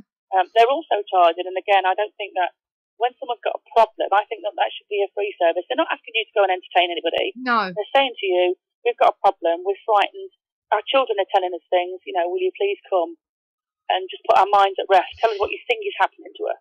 Now, that's another point. Now, if you get a call they're saying they're actually attacking the children. Yeah. Now, do you feel as though you need to get in quick to protect the children, or do you still look at it as a viable, that you have to get information? They call you and they say, look, my child's woken up screaming, or blah, blah, blah, or he's got scratches, or this, that, and the other. Now, there is this sort of thing that happens. Yeah. And straight away, we tell them that we don't, we don't sort of, when someone gives us a call or emails us, we don't automatically say, oh, you must have something paranormal. We never do. We always say to them, 99.9% of the time that we get a client, it's a perfectly rational explanation, whether that be psychological or, whatever. It's practically always natural. It's that we know of, and we'll explain that, and we would try and explore avenues with them and ideas with them straight away as if they were frightened. So then that's even before we've even gone in. So we would try and explore things. If it was children that were frightened, we would say, have you heard of night terrors? Yeah. It might be an idea for you to explore that slightly first, look it up, and then give us a call back and tell us what you think. Right. Andy707, he said, this is not directed to you. Yeah. Yeah, but he would like to know, why do people have trouble with the idea of mediums charging? I think I'm only having a problem. I personally only have a problem with a medium charging somebody who has a problem. Because again, like myself, they're putting themselves out there. Yeah. Saying that they can contact, the people from the other side. Yeah. So they have the gift to help if they want to, the same as I have. Yeah. So if I'm not charging, I don't see why mediums should be charging. I'm a qualified counsellor, and obviously I went to university and what have you. So, I am a qualified person. I'm a qualified professional, if you like, but I'm still not charging. No. And it's a cry for help, isn't it? Exactly. You do it. I mean, if somebody comes to you and said, "I'd like to know something about my granny," fine, charge for it. Yeah. But if someone's asking you for help because they've got a problem, I do have a problem with them charging, and especially when it's an unproven at the end of the day. You don't know, we can't honestly say that they know what they're doing. We don't know whether they're telling the truth, the medium. We don't know. I mean, they could be buying this so that they get several visits at £30. I don't know how much is charged, but you know what I'm saying. And then I know that some mediums charge a large fee for a clearing. Yeah. And again, we've been to so many properties where the clearing's been done and the problem is worse, not better. Yeah. See, obviously, it's called rescue work for a reason, isn't it? That's it. That's it. Paul is just put on here. They charge because people are prepared to pay for their services. Do you want to elaborate on that, Paul? Well, I said before, it's like the tours that they do all over the country, where they 200 seats at £30 a pop, and the seats are normally sold out or variously sold out. So there's a need. There seems to be a public need for mediums to be there. I agree with Kerry that if you've got a message to give somebody, it should be free. Yeah, I firmly believe in that. But it's a career to them. They pay tax. They're self-employed. They're a business. Yeah, and that's. I can't really hear what they're making a living out saying, of it. So that's I agree with Kerry. What he said. Right, so basically he's saying he basically agrees with you, yes, but at the end of the day, they are paying tax. But do you still believe in that when it's a rescue work? No. I'm not again. No. One asking for expenses. Obviously, no. Expenses is different. Expenses If you've come 70 miles and they turn around and say, well, here's something towards your petrol, that's different. But to turn around and say, okay, I will cleanse this, or I will, do something for you, but it's going to cost you £50 for an hour or £30 an hour, then it's not a service. It's not like a plumber who would go in and say, I can clear your drain, 50 quid, it's going to be clear, end of story. So, a medium cannot guarantee. Yeah. There's no guarantees with this. Yeah. I agree. I mean, I agree. We look at when I was a kid on the seaside front, it was Gypsy Rose Lee and that kind of thing across my palm and silver. Yeah. So it's not a new thing. It's been going on for years. And even the Victorians, when they had ectoplasm, rolled up tissue coming out of the they paid for the service. The people paid to see that. So it's not a new thing, I'm afraid. But I agree with Kerry. Expenses are fine, but it should be free. If you've got a message to give somebody, it should be free. Sorry, what was that? It's alright. He was saying he agrees with you. It should be free in that respect. Cindy from Arizona, she said, "I am not guaranteed healing by a doctor, but I still have to pay for their services. I agree, however, that rescue work should be pro bono," which she agrees with you. Yeah. I mean, again, I understand about healing work. But it is proven that medical science can help you, whereas unfortunately it is not proven that a medium can go into a home and clear all the problems of a client for £50. It isn't, or £1 or whatever they may charge. Even the free, nothing is proven. This is the whole problem. Nothing is proven, and it's open to quite a lot of I don't know what the word is. Do you know what I mean? Yeah, yeah. It's open to a lot of violation because, you know, mediums can say there are things that are not really there. There are some unscrupulous mediums out there. Mm. Well, I've met plenty of them. You know, we've cleaned up after plenty of them that have gone unsaid. There's certain things going on. There was a case very recently we did where a couple were frightened because they were living in a rented flat and they'd seen our Most Haunted programme and realised that on their CCTV they had a lot of orbs. Yeah. So they called a medium in, quite a well-known guy, paid a lot of money, £170, for him to come in, and he did, and he said, there are 13 ghosts in your flat, and they want to cause you harm, and one of them's a demon, and he came out with all this stuff, and he wrote it all down, and it was all for them, but didn't do anything about it, and said, I can get rid of it for you with my sage clearing, and that's another £170, let me know. Yeah. Sooner rather than later, because it's going to happen to one of you, and left. That's a bit much, £170. We was in a property opposite doing a public investigation, and the young lady came over, and we went over with her, looked at her CCTV, which runs 24 hours, and I said to her, I'm just going to nip in your bedroom and shake a pillow, which I did, and you could hear her screaming in the lounge. And when I came back through, she said, did you see all those ghosts? And I said, that's all.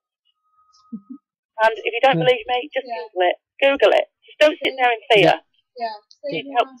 No, I mean, the question that Andy asked earlier, I answered it and said I have no problem with mediums charging, but their services for rescue work should be free, and Andy agreed. The other big problem we have out there is something that John mentioned. There's a lot of so-called Patrick and Janes out there that prey on people who need help. Yeah, they are. Yeah, I'd agree with that. Yeah, there are a few out there that do prey on people. Like I say, this one I was going to tell you about, she was supposed to theoretically had chains coming away from her, hooks in her, this medium was saying, and only I can get rid of them for you. Yeah. You know, and it's, what the hell are you going on about? You know, and she told us this is what happened with the last group that she had in. You know what I mean? And I don't know whether she was making it up or not, but we didn't really see anything that actually happened. You see, we appreciate that, but we have been in after mediums have caused quite a lot of emotional damage, and we have been in. And all we've done is sit down, have a bit of a cup of tea. Tea and sympathy is what we've done. Yeah. And we've said to them, you know, we think your drain pipes are banging outside, or whatever it might be. We think the shadows in the bedroom are caused by a tree, there's street lights, there's this, that and the other. The woman across the road's got a sunbed, you know. There's certain things that we work out within minutes of sort of the tent, if you see what I mean. Yeah. And we'll do an investigation and we'll tell them what we think might be happening. And the relief. And then they'll just say to us, well, why did that medium tell us that we had that we had a demon? Why did they tell us there was a demon and it was looking to possess our child? Or it had possessed our child or whatever, and we just don't understand. Now, high EMF can cause some sort of disillusionary, can't it? We went to one woman, bless her, she was only an old lady, she wanted company more than anything. Yeah, we found that. You know, and she had very high EMFs, and she felt as though she was being pushed. Yeah. You know, she felt sick, and this, that, and the other. But it can be down to the EMF readings, can't it? The EMF infrasound is another one. Infrasound's quite important. You know, a lot of people have contacted about their pet. Yeah. In corners and whining. And yet, if we knock on them, sometimes, more often than not, it's a terrace or a detached, semi-detached. And if we actually bother to go and visit the neighbour and say, I hope you don't mind next door experiencing some issues, could we just have a look at the layout of your home? Where the dog is probably sitting and howling, they've got a fridge freezer on the other side of the wall. And when that's kicking in, although we can't hear it, the poor old dog can. And you can hear a whistling, maybe, or certainly a pitch that we're not hearing. We maybe can feel an uncomfortable feeling in the throat, maybe, you know, from the vibration, but, you know, certainly a pet can pick that up. Even a washing machine or, you know, they pick up infrasound, and that's one of the problems where people say, oh, my pet was going wild. What are they picking up? You know, it's not necessarily a paranormal problem at all. They're picking up an appliance, maybe, or, you know, it's hard to say. We don't know enough. You know, a lot of teams, we just don't have the funds to shell out on equipment. No, we don't. An infrasound meter, I mean, you can do it with decibel meters, but an infrasound meter is thousands of pounds. Yeah. You know, and again, this is another thing with the equipment. How much equipment, you know, where does it end with the equipment for private investigation? Bearing in mind they're free. Yeah. You know, where does it end? This is we had one that had high microwave. We have microwave things, isn't it?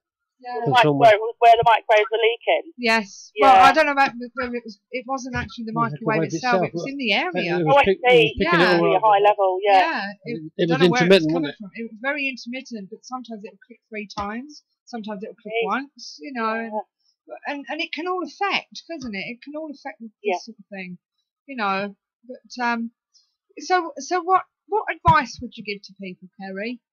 Anyone that comes across, any groups you mean, or that comes across that, I think just tread really carefully.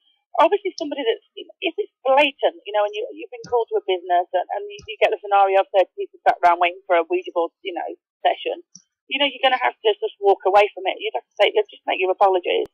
If it was a private home and clearly they're faking something, there's other, I would advise a lot of people to look at taking some counselling courses. Yeah. I really, really would, because, a lot of people just that is all they want, is a little bit of sympathy. They're lonely. There's all sorts of reasons for wanting, they might have just come across you on the internet and thought, if I invent something, they'll come in and I'll have a bit of company on Saturday night, I'm just, it's a scenario really, but, I think really there's some people, and obviously the counselling comes in really handy for people that are quite scared. Yeah. So, certainly, I wouldn't say that you would have to do an accredited counselling course, but certainly a background in counselling would be massively beneficial, and really just be sympathetic. But don't always assume. I think it's always a good idea to assume that everyone is a potential liar until, you've actually sat down and talked to them. So always go very cautiously, never really believe anything, and certainly don't steam in there and investigate on the strength of, Auntie Ida that's been haunting for 10 years. That's not. I would only ever investigate if the client specifically says there is a problem. If it's not a problem for them, then what's the point in even, starting a case file, really? I don't see the point. Now, Andy707 wants to know, what's the best investigation you've actually been on?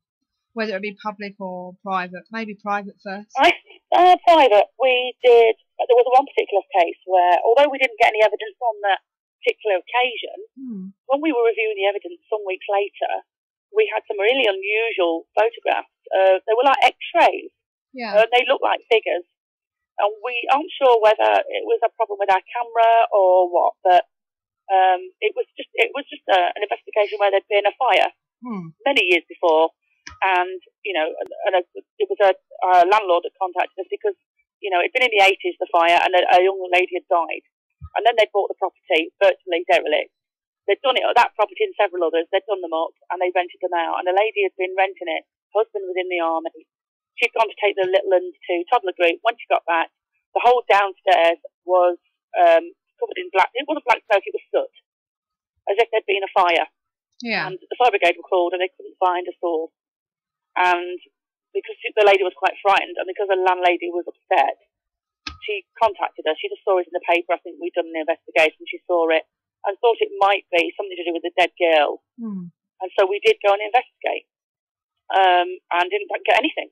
No. Absolutely nothing, despite the neighbours saying that they heard wails of "help me, I'm dying" and all sorts of things. When it turned out, when we checked, the girl had died of smoke inhalation and had never been conscious. So, she probably wouldn't have been shouting help. But anyway, it was the photographs, I think, that were the most compelling. They were quite unusual. They were almost, it looked like a skeleton, like an X-ray. Yeah. You almost identified that it was a woman. And it was quite a strange thing to see, because it was weeks before we even reviewed that evidence, because we didn't think we got anything. So that was probably the most interesting private one. Are there any photos online anywhere? Yeah, we've got one on our website. I think it says private investigation on it. We've just got the one. Yeah. The landlady let us publish the one photograph. She didn't want to publish too many because she thought that people might recognise the property. Okay. And I think we've just finished another private case with a lady that had the electronic light phenomena. Yeah. Where she drove underneath street lights and they would flash. Wow. And we went out with her a few times, and I'm afraid we can't explain what was happening to her. She'd actually moved back to Poland straight after Christmas, but we were with her for 6 months, and we went out with her on about 30 times, and we can't explain what was happening to her. Wow. And it didn't have to be where she lived. No. She lived 20 miles away. Yeah. We brought her to our town, and she was still getting it happening. So I don't suppose she was giving off some sort of static, you know, when you brush your hair. We went to a doctor and I had some tests done, and wow. Yeah, even her brainwaves were perfectly normal. So it's been going on for a while, I think. Yeah. I know every now and again I go to brush my hair and my hair goes on then. You know what it's like, you know. Yeah. Static on the clothes, you know. I'm going to be honest, we didn't get to the bottom of it. We would like to spend more time with her, but we're not scientists, unfortunately. So, can anyone see these photos? What is your website anyway? It's Bomber County Paranormal. Bomber County Paranormal. Yeah, .co.uk, really easy. Right, okay. And what's the future for Kerry apart from these catching up on these private investigations? What are you going to be doing? We do really enjoy working with the public, and we like to bring them on. We don't have big groups. It's not like we have 30. We normally have 10 members and 10 public, so it's for every one of our members that would be shadowed by a member of the public on our events. And we keep costs to a minimum, so we only cover the cost of the hire. Yeah. You know, so they're quite reasonably priced. You know, really, really good to attend. So we're going to start back doing those in June. I think Fort Paul is the first one in June. I can't remember the date, to be honest. Yeah. But next month they'll start appearing on the website again. And we do one event a month where members of the public are invited, but we do sell out really quickly, to be honest. We're quite popular with the public on these. You know, we just have those events. They're quite light-hearted and they're fun. Yeah. So, you know, although we're very serious with the private investigations and we're very scientifically based that way, really with the public investigations, we are scientifically based, but the public are sort of our guinea pigs, if you like. Because one of the things that interests us is the way that people react, you know, to the sort of stimulus around them. So, you know, as part of our investigation, they are also our investigation, if that makes sense. So we do that as well, and they're well aware of it. We do let the public know that we're watching them and to see how they sort of interact. Andy's just gone and checked your interesting pictures. Yes, that's on page 2, but he said they're not loading properly at the moment. Okay. And Ghost Rider would like to know, you've spoken about mediums, but what is your opinion on healers? Well, I mean, I visited a healer myself because I was diagnosed with trigeminal neuralgia a few years ago.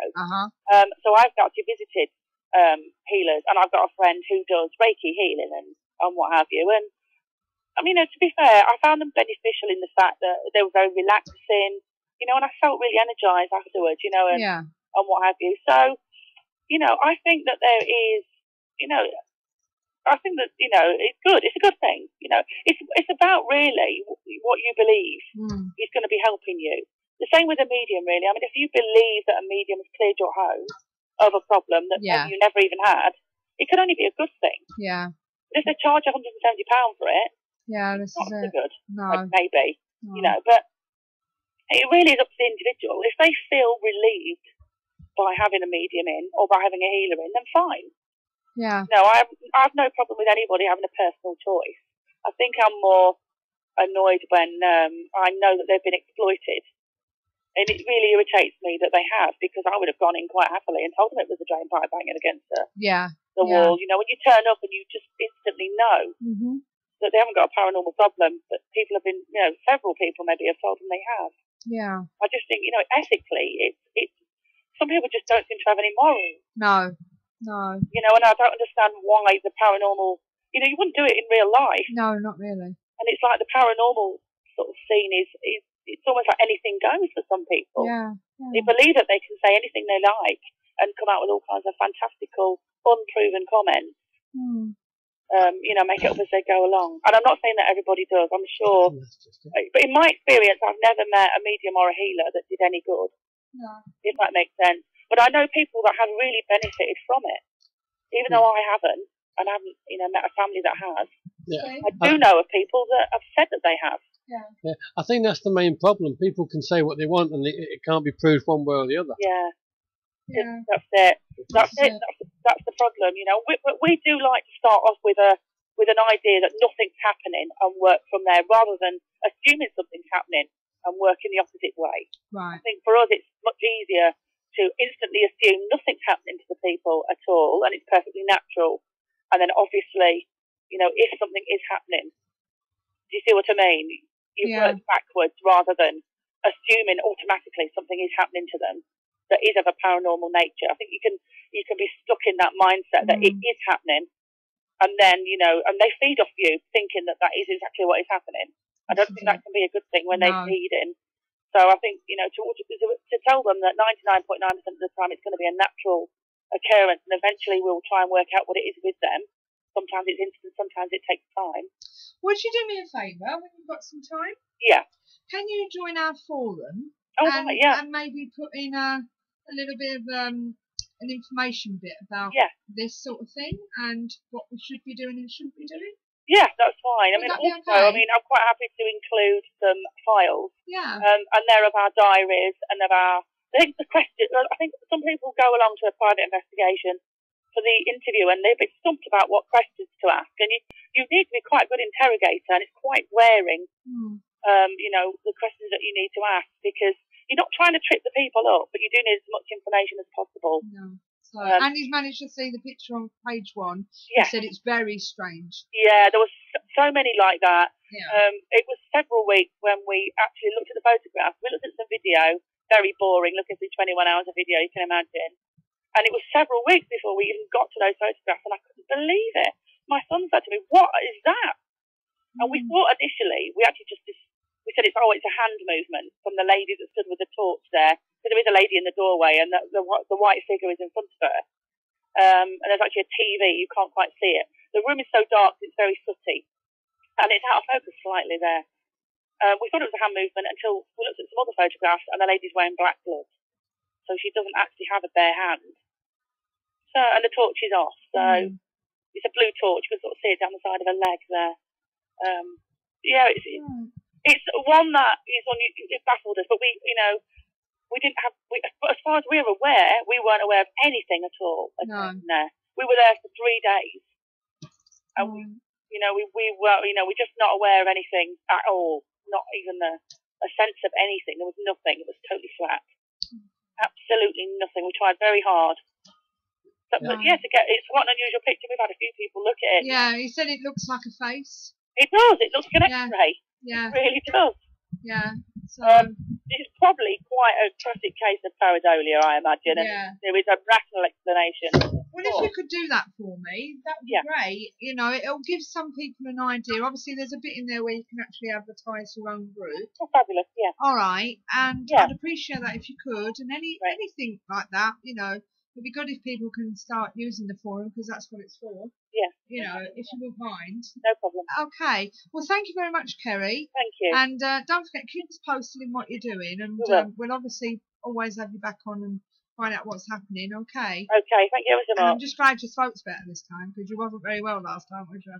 No. Well, keep in touch anyway. So and as I say, don't be a stranger. Okay. And hold on, before you go, I've got a question to ask. He's typing it quickly. Come on, Andy. Come on, Andy, hurry up. Andy 707 is going, Kerry, before she goes. See what he's typing. Quick, nimble fingers. But as I say, keep informed with us. We do like to find out how our guests are doing, and and stuff like that.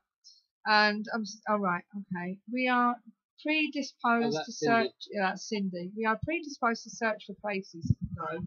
I have a photo. When blown up, you can see at least 6 faces. Not to say they weren't any in there.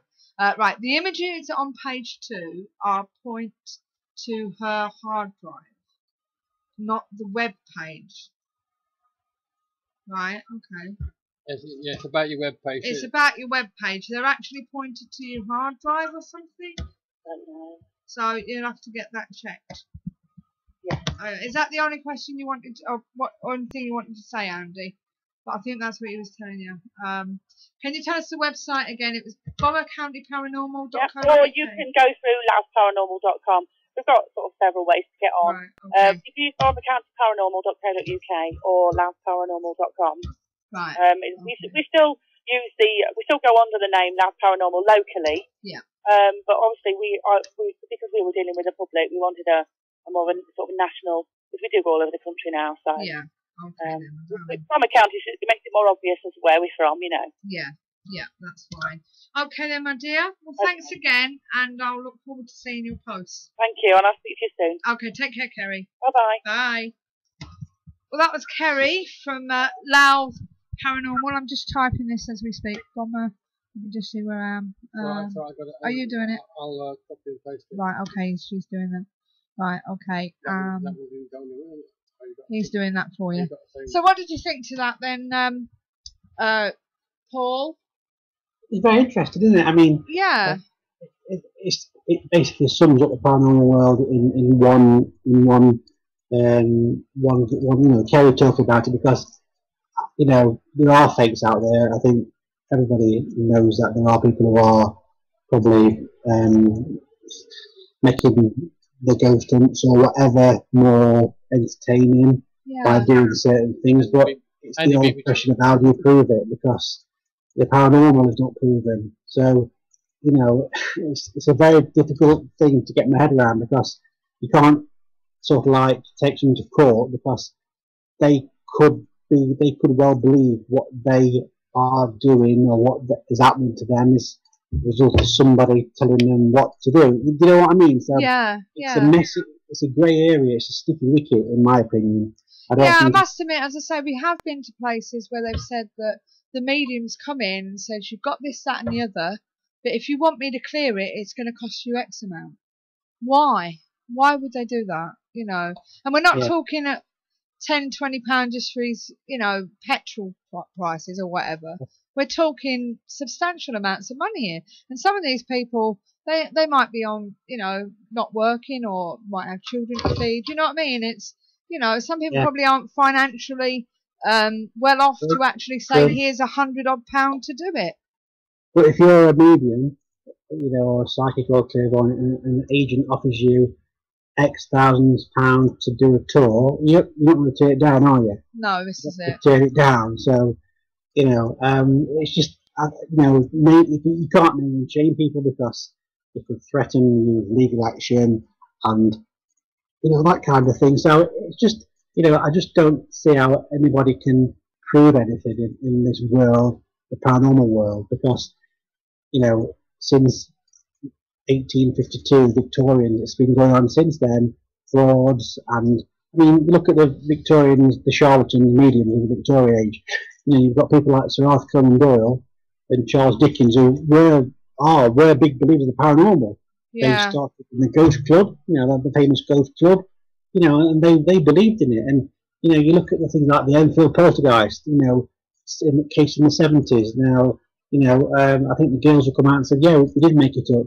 Yes. The famous picture in the 20s, the fairy picture in the 20s, that hooked Sir Arthur Conan Doyle. He believed in the pictures, and before they died, the girls said, yeah, we made the pictures up. So,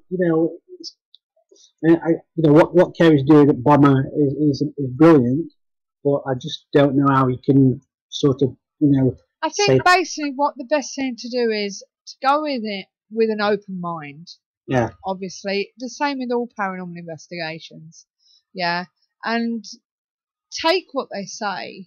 Yeah. And just try and work it out. Like Andy said earlier, put a camera in. We normally do a blanket test. Mm-hmm. We bless you, dog. Dog just sneezed. Sorry. We would say, right, after a while, after we've done all the preliminaries and what have you, we would then come back and leave our equipment running in the areas all night. We'll leave that there, and we make sure that they've signed something that if. I was a bit worried at first that I might come back and find nobody there anymore, but you know what it's like. You've got to be careful. But, and you get them to sign everything and what have you, and just the fact that they're using the equipment. And then you come back the next day and then you check the equipment over. We did that at one place, and we thought there was supposed to be a lot of activity happening, and the woman would wake up and she'd feel as though she was cuddling her daughter, but when she opened her eyes, there was nobody there. And a couple of times she'd open her eyes and she'd see the door moving, and things like this. Now, when we did the blanket test at 2 o'clock in the morning, the young girl woke up, went to her mother's room. Yeah. She didn't exactly go in, but you could see her pushing the door open a bit, peering in, and then she walked back out again and went into the bedroom. You know, now it could be easier that in a half asleep state, she's cuddled her daughter and said, go back to bed. And then by the time she's gone out, she's woken up and thought, oh God. You know, it's like, it's like, I think if you took a location, let's say an alleged haunted location, ghosts, if there are ghosts, I don't think ghosts are performing monkeys. I don't think they come out as and when. I think that if you had 7 investigations from 7 different paranormal groups over 7 nights in the same location, I would think that every group would get something different. Yes. I don't think that ghosts are there to perform or there to come out when people say come out, blah blah blah. So I would think that 7 groups would get 7 different readings, 7 different feelings, 7 different things to report about. So which one's right? Who's right? Who's wrong? This is it. We've always said that we can go to a place on a Saturday night, nothing could happen, yet we can go back the following week and all hell could break loose. Like you say, they're not there to perform. And most of the times, even though people are seeing these and saying yes, we are haunted, they probably don't realise that it probably only happens on a Friday or whenever there's a party on just afterwards, it happens. They don't realise, or it could be some sort of anniversary ghost, but because they've seen it, they thought, there could be a run up to the actual experience they're seeing. Little things could happen. But because they've started seeing it, they mix it all into one and think it's happening all the time. They do. And that's why, the paranormal world is like, I know I keep is like it is. I don't keep saying this, but it's it's an amazing sector. It's an amazing industry. It's something that one day could mean something to somebody else, and one day could mean something completely different. I don't think you'll ever get 2 investigations ever the same, no matter where you go. I said before that a lot of groups now are doing medium free. Yeah. So it just shows you that they don't need spirit guides they feel that they can get spirit contact without the use of spirit guides and without using mediums. So so I think it's hard to say people are faking it in an industry that's not been proven. So I think that's very difficult to do that. No, this is it. So, well, it's been great having you on, Paul. Thank you. And obviously, if we do successfully sell Galleries of Justice, I'll give you a shout and you can come and join us. Thank you very much. I've enjoyed it. So, and as I say, this will go out on YouTube in the next few hours, hopefully, and if not tomorrow. And and obviously, we'll put the link on Facebook and it'll be on our webpage so anyone can have a listen to it. It's been a bit quiet night in the chat room, but as I say, a lot do listen to the rerun. So it does get out there. So I believe that Chelsea won. Yeah. 3-0. Chelsea won. I don't know. Oh, the pains of having Wednesday night football. So maybe we should change it. No, it's not that. It was a game we should have played ages ago, but we didn't get a chance to play. Oh, right, okay. So the only reason it was on Wednesday. Well, as I say, thanks again, Paul. Please keep in contact with us. Don't be a stranger. And, and thanks for the complimentary copy of the magazine. I'll look forward to having a look at it. Yeah, enjoy. Thank you very much. Okay, well, thanks very much. Take care. Good night. Bye-bye. Bye. Well, as I say, that was Paul Stevenson, and we'd like to thank Kerry as well. And what we're going to do now, we're going to do the paranormal events for you. So hopefully, if there's anything in your area, perhaps you'd like to go to one of these. So let's have a listen. We've got all the news right here. Don't go away. Fed up of wading through the activities and events that other advertisers include? Find just what you're looking for at paranormaleventsforyou.com, your one-stop paranormal directory. And on the 19th, there's a monthly psychic one-to-one readings now available in the Manchester area with medium Neil Munley plus tarot and psychometry readings with intuitive clairvoyant Suzanne Lilly. On the 18th of May, Haunted Places Paranormal after Hayes Library, Bromley, Hayes in Kent.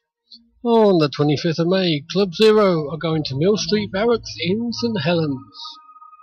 On the weekend of the 1st of June, there's a Mind, Body and Spirit Fair at the New Epic Centre, Lincolnshire Showground, Grange de Lings in Lincoln. On the 7th of June, Twilight Paranormal are going to Dolby House, Ilkeston in Derbyshire. On the 7th of June, UK Shadow Seekers, in conjunction with Simply Ghost Nights, are going to Galleries of Justice in Nottingham. On the 15th of June, Haunted Places Paranormal are doing the Canterbury Tales at St Margaret Street in Canterbury. On the 22nd of June, UK Shadow Seekers are going somewhere in the middle of nowhere. So check out the one-stop paranormal directory for more investigations and events, available now.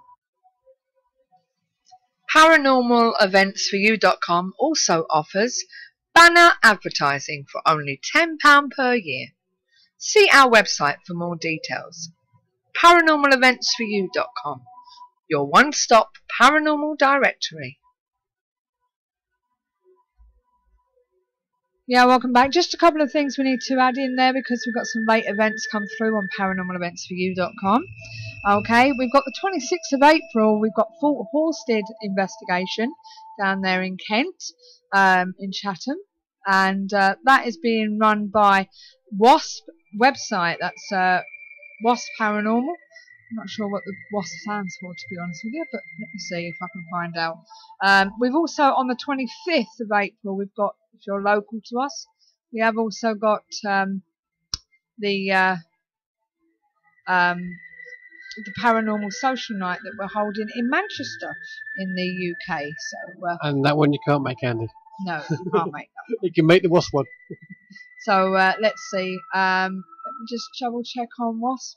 And you can find out more about them at wasparanormal.moonfruit.com. So what was I coming here for?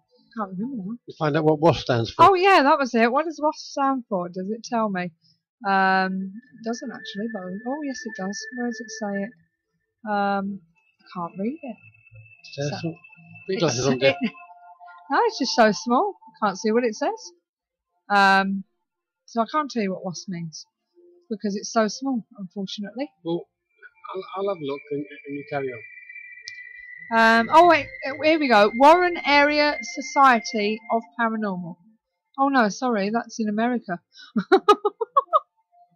That's a different WASP, so maybe I'm at a different WASP. I'll have to find out what that means. So, but that's the ones that we've got.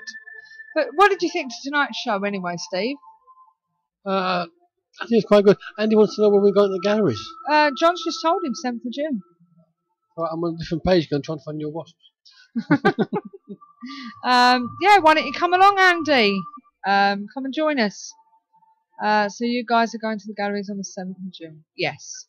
So why don't you come and join us? Yes, defo. Okay. You'll have to pay though. That's the thing. But yeah, what did you think to tonight's show anyway, Steve? I thought it was quite interesting. I mean, it was good to catch up with Paul again. Yeah, we haven't spoken to Paul for quite some time, have we? No, I think that was when he first started. Last time I personally spoke to Paul was we were RAF Holton. Yes, that's correct. Because he dropped off some magazines for us. Yes, he did. He drove all the way up. Because back in the early days, we were actually at them on sale at our events and meetings that we find. Yes, that's correct. We used to do that. So, but yeah, it's nice that he's come a long way and now he's gone digital, which is right. I think it's the way to go. So, you know, it is the way to go. I think Digital Magic magazine. Everything's going digital these days, so it's a case of keep up with the times. Keep up with the times and the Joneses and just keep going. And I mean, love them or hate them, the guys from Most Haunted. From Most Haunted, they do get people interested. Yes, definitely.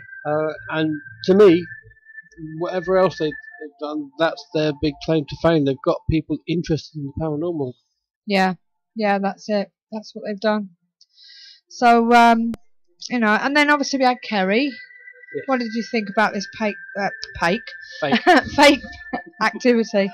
So, you know, it is out there, isn't it? We've experienced it ourselves. We have experienced some of it ourselves, and You know. and it does go on, and it's ridiculous, and we do hear the horror stories of mediums doing, or so-called mediums, I should say, because no decent medium would do what they do. No, I must admit. And I mean that one that you said earlier about the chains. That wasn't nice, was it? I mean, we it's enough walked to in and frighten went, anyone. "Are you kidding me?" Yeah, it's enough to frighten anyone telling them that. So, you know.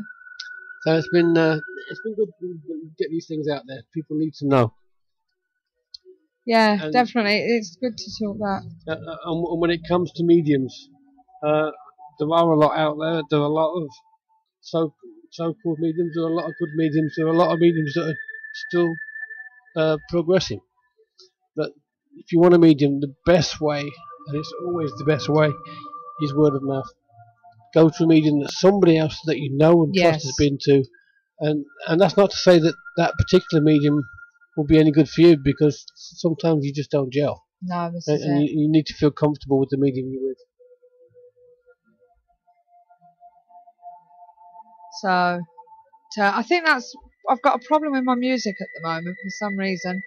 It makes everything distorted, doesn't it? I'll have to check all that. Turn it off then.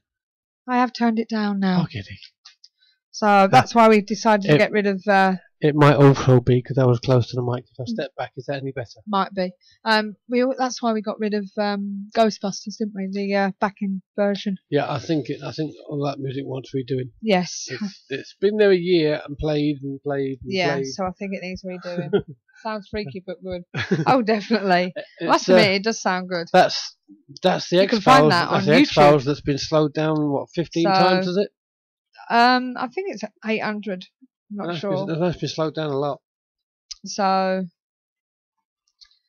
let's see if I can find it. Here we go. There's a link for you. I'll go for it. And thinks it'd be quite good to meditate to. Yeah, he does, doesn't he? There you go. If it's still there. Yeah, just put it on repeat. Oh God, that didn't work, did it? Hold on. If you don't put it on repeat, it lasts 15 minutes. Yeah. Is it still there? Yeah, it's still there. So I'll copy that. It's been slowed down 800% apparently. There you go. That's good. Right, so all that's left now is to tell people what's happening soon. Go for it. Who we got? Coming soon. Well, next week we have a couple of guys coming in from Livestock Productions. Yes, we're moving the studio downstairs. Yeah. Now, if you've not heard about this before, Livestock Productions are actually doing a documentary about UK shadow seekers and what we call the bones of paranormal investigating. The behind the scenes work that we do, it's going to also incorporate in the KTPF show and everything else we do round it. So that's what they're, it's giving people an enlightenment that it's not all going out there and being, just going out there and doing paranormal investigations. The paranormal investigation part of it is going to be injected throughout the actual documentary, but it's the end product. So we're going to be, as I say, we're going to be filming the actual KTPF show. And whilst we're filming the KTPF show, we'll also be recording the show anyway. And we'll be interviewing Livestock Productions to find out why they're doing it and what got them into this sort of thing, this, that and the other. Not only that, Osman, one of the guys, he's a Muslim. And we've always been fascinated in the Muslims' idea of spirit. And we know for a fact that they do believe in something called the jinn. Yes, we don't do. they? They do. And if you can just explain what the jinn is all about. Well, the jinn is considered to be a mischievous spirit, not necessarily evil, but they're pranksters. They they can come to you as your great aunt Elsie and pretend to be something they're not. Yeah. Having said that, there was 12 jinn that actually studied with Muhammad. So there are good jinn as well as bad. Interesting that it's 12, and in the Christian religion there was 12 disciples. Yeah. So he's going to be talking about that and about his religion and how they take on the concept of spirit. So that would be quite interesting. It'd be nice to get another culture's opinion of it, won't it, Steve? It will. The other person we've got on, it's a regular feature that's going to happen about 6 to 8 weeks, every 6 to 8 weeks. Alison Winrider's coming back, and she's going to be there to do free readings. So if you want a reading, please contact us at admin@ktpf.co.uk, and she will give you a reading over the airways, okay? And we can maybe hook you up with her via Skype as well. So we can do that if you wish. Yeah, and can I just say, Andy has offered his service as a parapsychologist at the Galleries event. Should we require him? Well, that would be nice, but I still need people to pay. Yes, it's not a cheap event. It's not. We're actually doing it with another group because we never really it's a bit out of our price range. It is. So, and it's the only time we really get to do it because we've only got 14 places. So, you should do a tech segment. Well, we'd like to do a tech segment, but we need somebody to do a tech segment with. Yes, we need some techies. John. we need some techies. Nice to see you're still there. Also, sometime we'll get Cindy on to talk about her group. That'll be good. So that's what's happening next week, okay? The week after, we were approached by somebody in connection with Brian J. Cano. I don't know whether any of you know that name. I'm sure the American viewers will. He's going to be coming on the show via Skype, and he's the guy from Haunted Collector series. So hopefully, if they get another series commissioned, then we've been told that they will be coming to England as part of the show. And in the hub, we'll be joined by John Blackburn from Mysteria Paranormal, and apparently he never watches TV, so that should be quite weird. Okay, slightly weird show. What's a slightly weird show? And the week after that, on the 8th of May, we're talking to Richard Holland, a very well-known person in the paranormal world. He started off writing or editor for Paranormal Magazine. Then he took it over after that, and now he's doing Uncanny UK. So he'll be talking to us via Skype as well. So next few weeks going to be interesting. And John said we could pre-record it. Still here. I could do it, and you can pre-record it. Yeah, we could do that. That's not a problem. So we can do a pre-recorded segment. Well, if he has the technology where he is, he can record it himself and just send it to us. Yeah, you could do that, John. Of that, no, but we'd want. But what's this then, and what's that? So. Nah, I don't want to know what. Well, I am with you. I would love to be on your show if you want. Well, John's on about coming on. Funny enough, seeing as we're talking to Alison and she's a rescue medium, John was basically going to join a group once, and he went on one investigation private house. Yeah, he was going to. And he's going to mention it to Alison next week. And basically, he's going to ask Alison about a rescue that they did, which seemed quite weird. Now I'm confused. Host of Haunted Collector is John Saffis. So who's Brian J. Cano then, Cindy? I'm confused.com. Well, you didn't say Haunted Collector, did you? Somebody else did. No, she said Haunted Collector. No, Andy said that. That was Mr. Andy said Haunted Collector. Yeah, well, that's what they told me. Well, that's what she told me. Brian is one of the investigators on the show. Oh, right, I see. Well, that's who's coming on. Okay, haunted collector John Savis is the nephew of the very famous in the US Lorraine Warren. I've heard of Lorraine, and her husband has written many books, and she was featured several times on the show.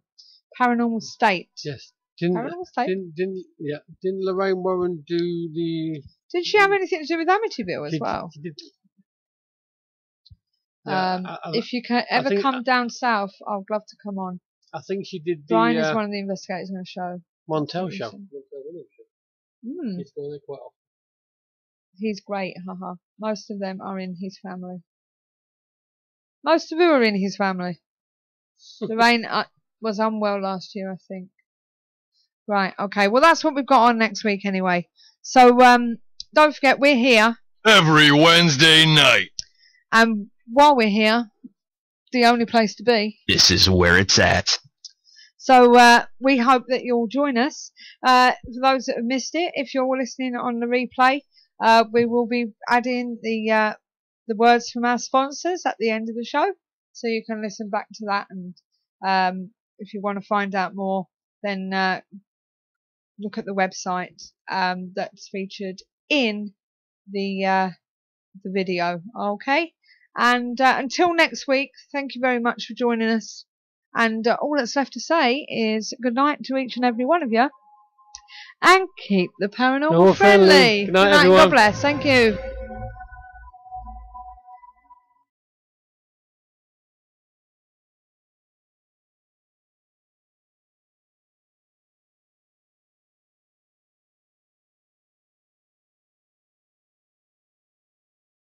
And now, here's a word from our sponsor. Be honest. Right now, you probably want to lose some weight, live a healthier, more active lifestyle, or get in better shape. We're here to challenge you.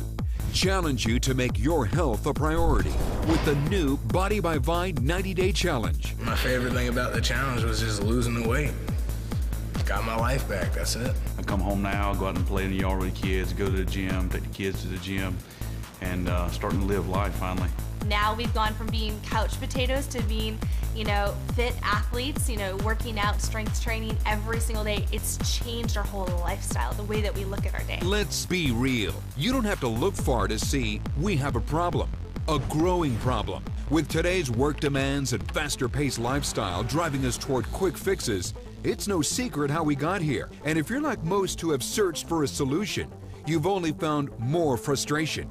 Instead of forcing you to adapt your lifestyle to fit a program, the Body by Vi Challenge adopted our program to fit your lifestyle. Finally, something that's simple, affordable, fun, tastes amazing, and most importantly, it works. The Body by Vi Challenge is the solution you've been searching for. The challenge is the world's #1 90-day platform for weight loss and fitness results. To date, over 500 million ViSalus shakes have been served to millions of people who have already lost millions of pounds, making the challenge the fastest growing weight loss and fitness movement in the world today. Powered by a line of innovative wellness products from ViSalus, the Body by Vi Challenge is the perfect way to start a lasting health transformation. First, you set a goal. Then, select a kit and enter to win. It's that easy. And in a minute, you'll learn how you can even get your kit for free. Let's talk about your goal. If you were to set a 90-day health goal right now, what would it be? Lose some weight? Shed some inches? Run a 5K? Build some muscle? Whatever it is, it all starts with you going public with your challenge goal. Then, you'll select one of 5 challenge kits designed to help you accomplish your goal. The centerpiece of each kit is the Vi-shaped shake. With a scientifically proven formula, thousands of healthy and delicious ways to mix it up, the Vi Shake is easy, affordable, and tastes amazing. And since it's a healthy meal replacement, the challenge can actually save you money on your eating out and grocery bills. Challenge kits are so simple, convenient, easy for a person to take, and it gives them all the nutrients they need to keep their body functioning at the peak performance level. You can have even more fun and nearly triple your chance of success when you do it with others. That's why ViSalus created the 3 for Free program. That helps you get your kit for free when you refer 3 others to take the challenge with you. Last year, over 400,000 free kits were awarded to people on the challenge. Do you want your kit for free? The 3 for Free program just allows anybody, no matter what circumstances they are, to get their product for free and get healthy at the same time. I absolutely love the idea that we can get our products for free if we just ask 3 people. And new in 2013, it gets even better. Having helped millions find success, we're so confident that we've added a new 90-day money-back results guarantee. Save money. Get it for free. Money-back guarantee. You've got absolutely nothing to lose, but wait. Need more reasons? How about 47 million more? Last year alone, we gave away over $47 million worth of free product, prizes, and vacations for people on the challenge. And now with the new Body by Buy challenge, there are even more ways to win, with bigger weekly, monthly, and grand prizes. After studying millions of challenge transformations, we believe that the secret to your success lies in losing the first 10 pounds. That's why we've launched Project 10, where every week in 2013, we're awarding a total of $10,000 to 10 people who lose 10 pounds. Just document your challenge and submit for a chance to be one of 5 men and women selected every week to win $1,000 in cash. What would you do with an extra $1,000? Plus, since everyone who loses on the challenge really wins, lose 10 pounds and rock your free I Lost It t-shirt. How soon will you be saying, I lost it? Every month, those judged to have the best 90-day weight loss, active, and fitness results win and are named Body by Buy Challenge finalists. Feel like a celebrity with your professional photo shoot at Buy Gear Shopping Spree to show off your success and move on to the finals for a chance at being the next Body by Buy champion. 3 times a year, Visalis celebrates the most inspiring 90-day weight loss, active, and fitness transformations by crowning our new Body by Buy champions. Absolutely amazing. We want this for everybody, so commit, submit, you know, you never know. You fill that thing out and you can win. This is amazing. Our lives are going to change. Experience the Buy Life when the red carpet is rolled out for all champions on the ultimate transformation vacation. And while it's great to be treated like an A-lister just for transforming your health, let's not forget the $5,000 Beverly Hills wardrobe shopping spree. You could be the next Body by Buy champion. It's been just amazing, you know, getting picked up by a private driver and the goodie bags and the schedule and the feeding and the dresses. It's just been amazing. It's exciting to know that when you set that goal, as long as you challenge yourself, you're going to get there. And by simply selecting a kit, you have access to all the resources you need to succeed. Take the challenge, and you'll realize it's not just about what you have to lose, but what you have to gain. So, set your goal, select your kit, enter to win. Talk to the person who showed you this video to learn more or to be invited to a challenge party near you. There is no better time than now to start making your health a priority. So why not start losing weight, getting fit, saving money, and having fun, guaranteed. Are you up for the new Body by Buy challenge? The one phone call that I made to try to join the challenge to lose weight has changed every aspect of our life.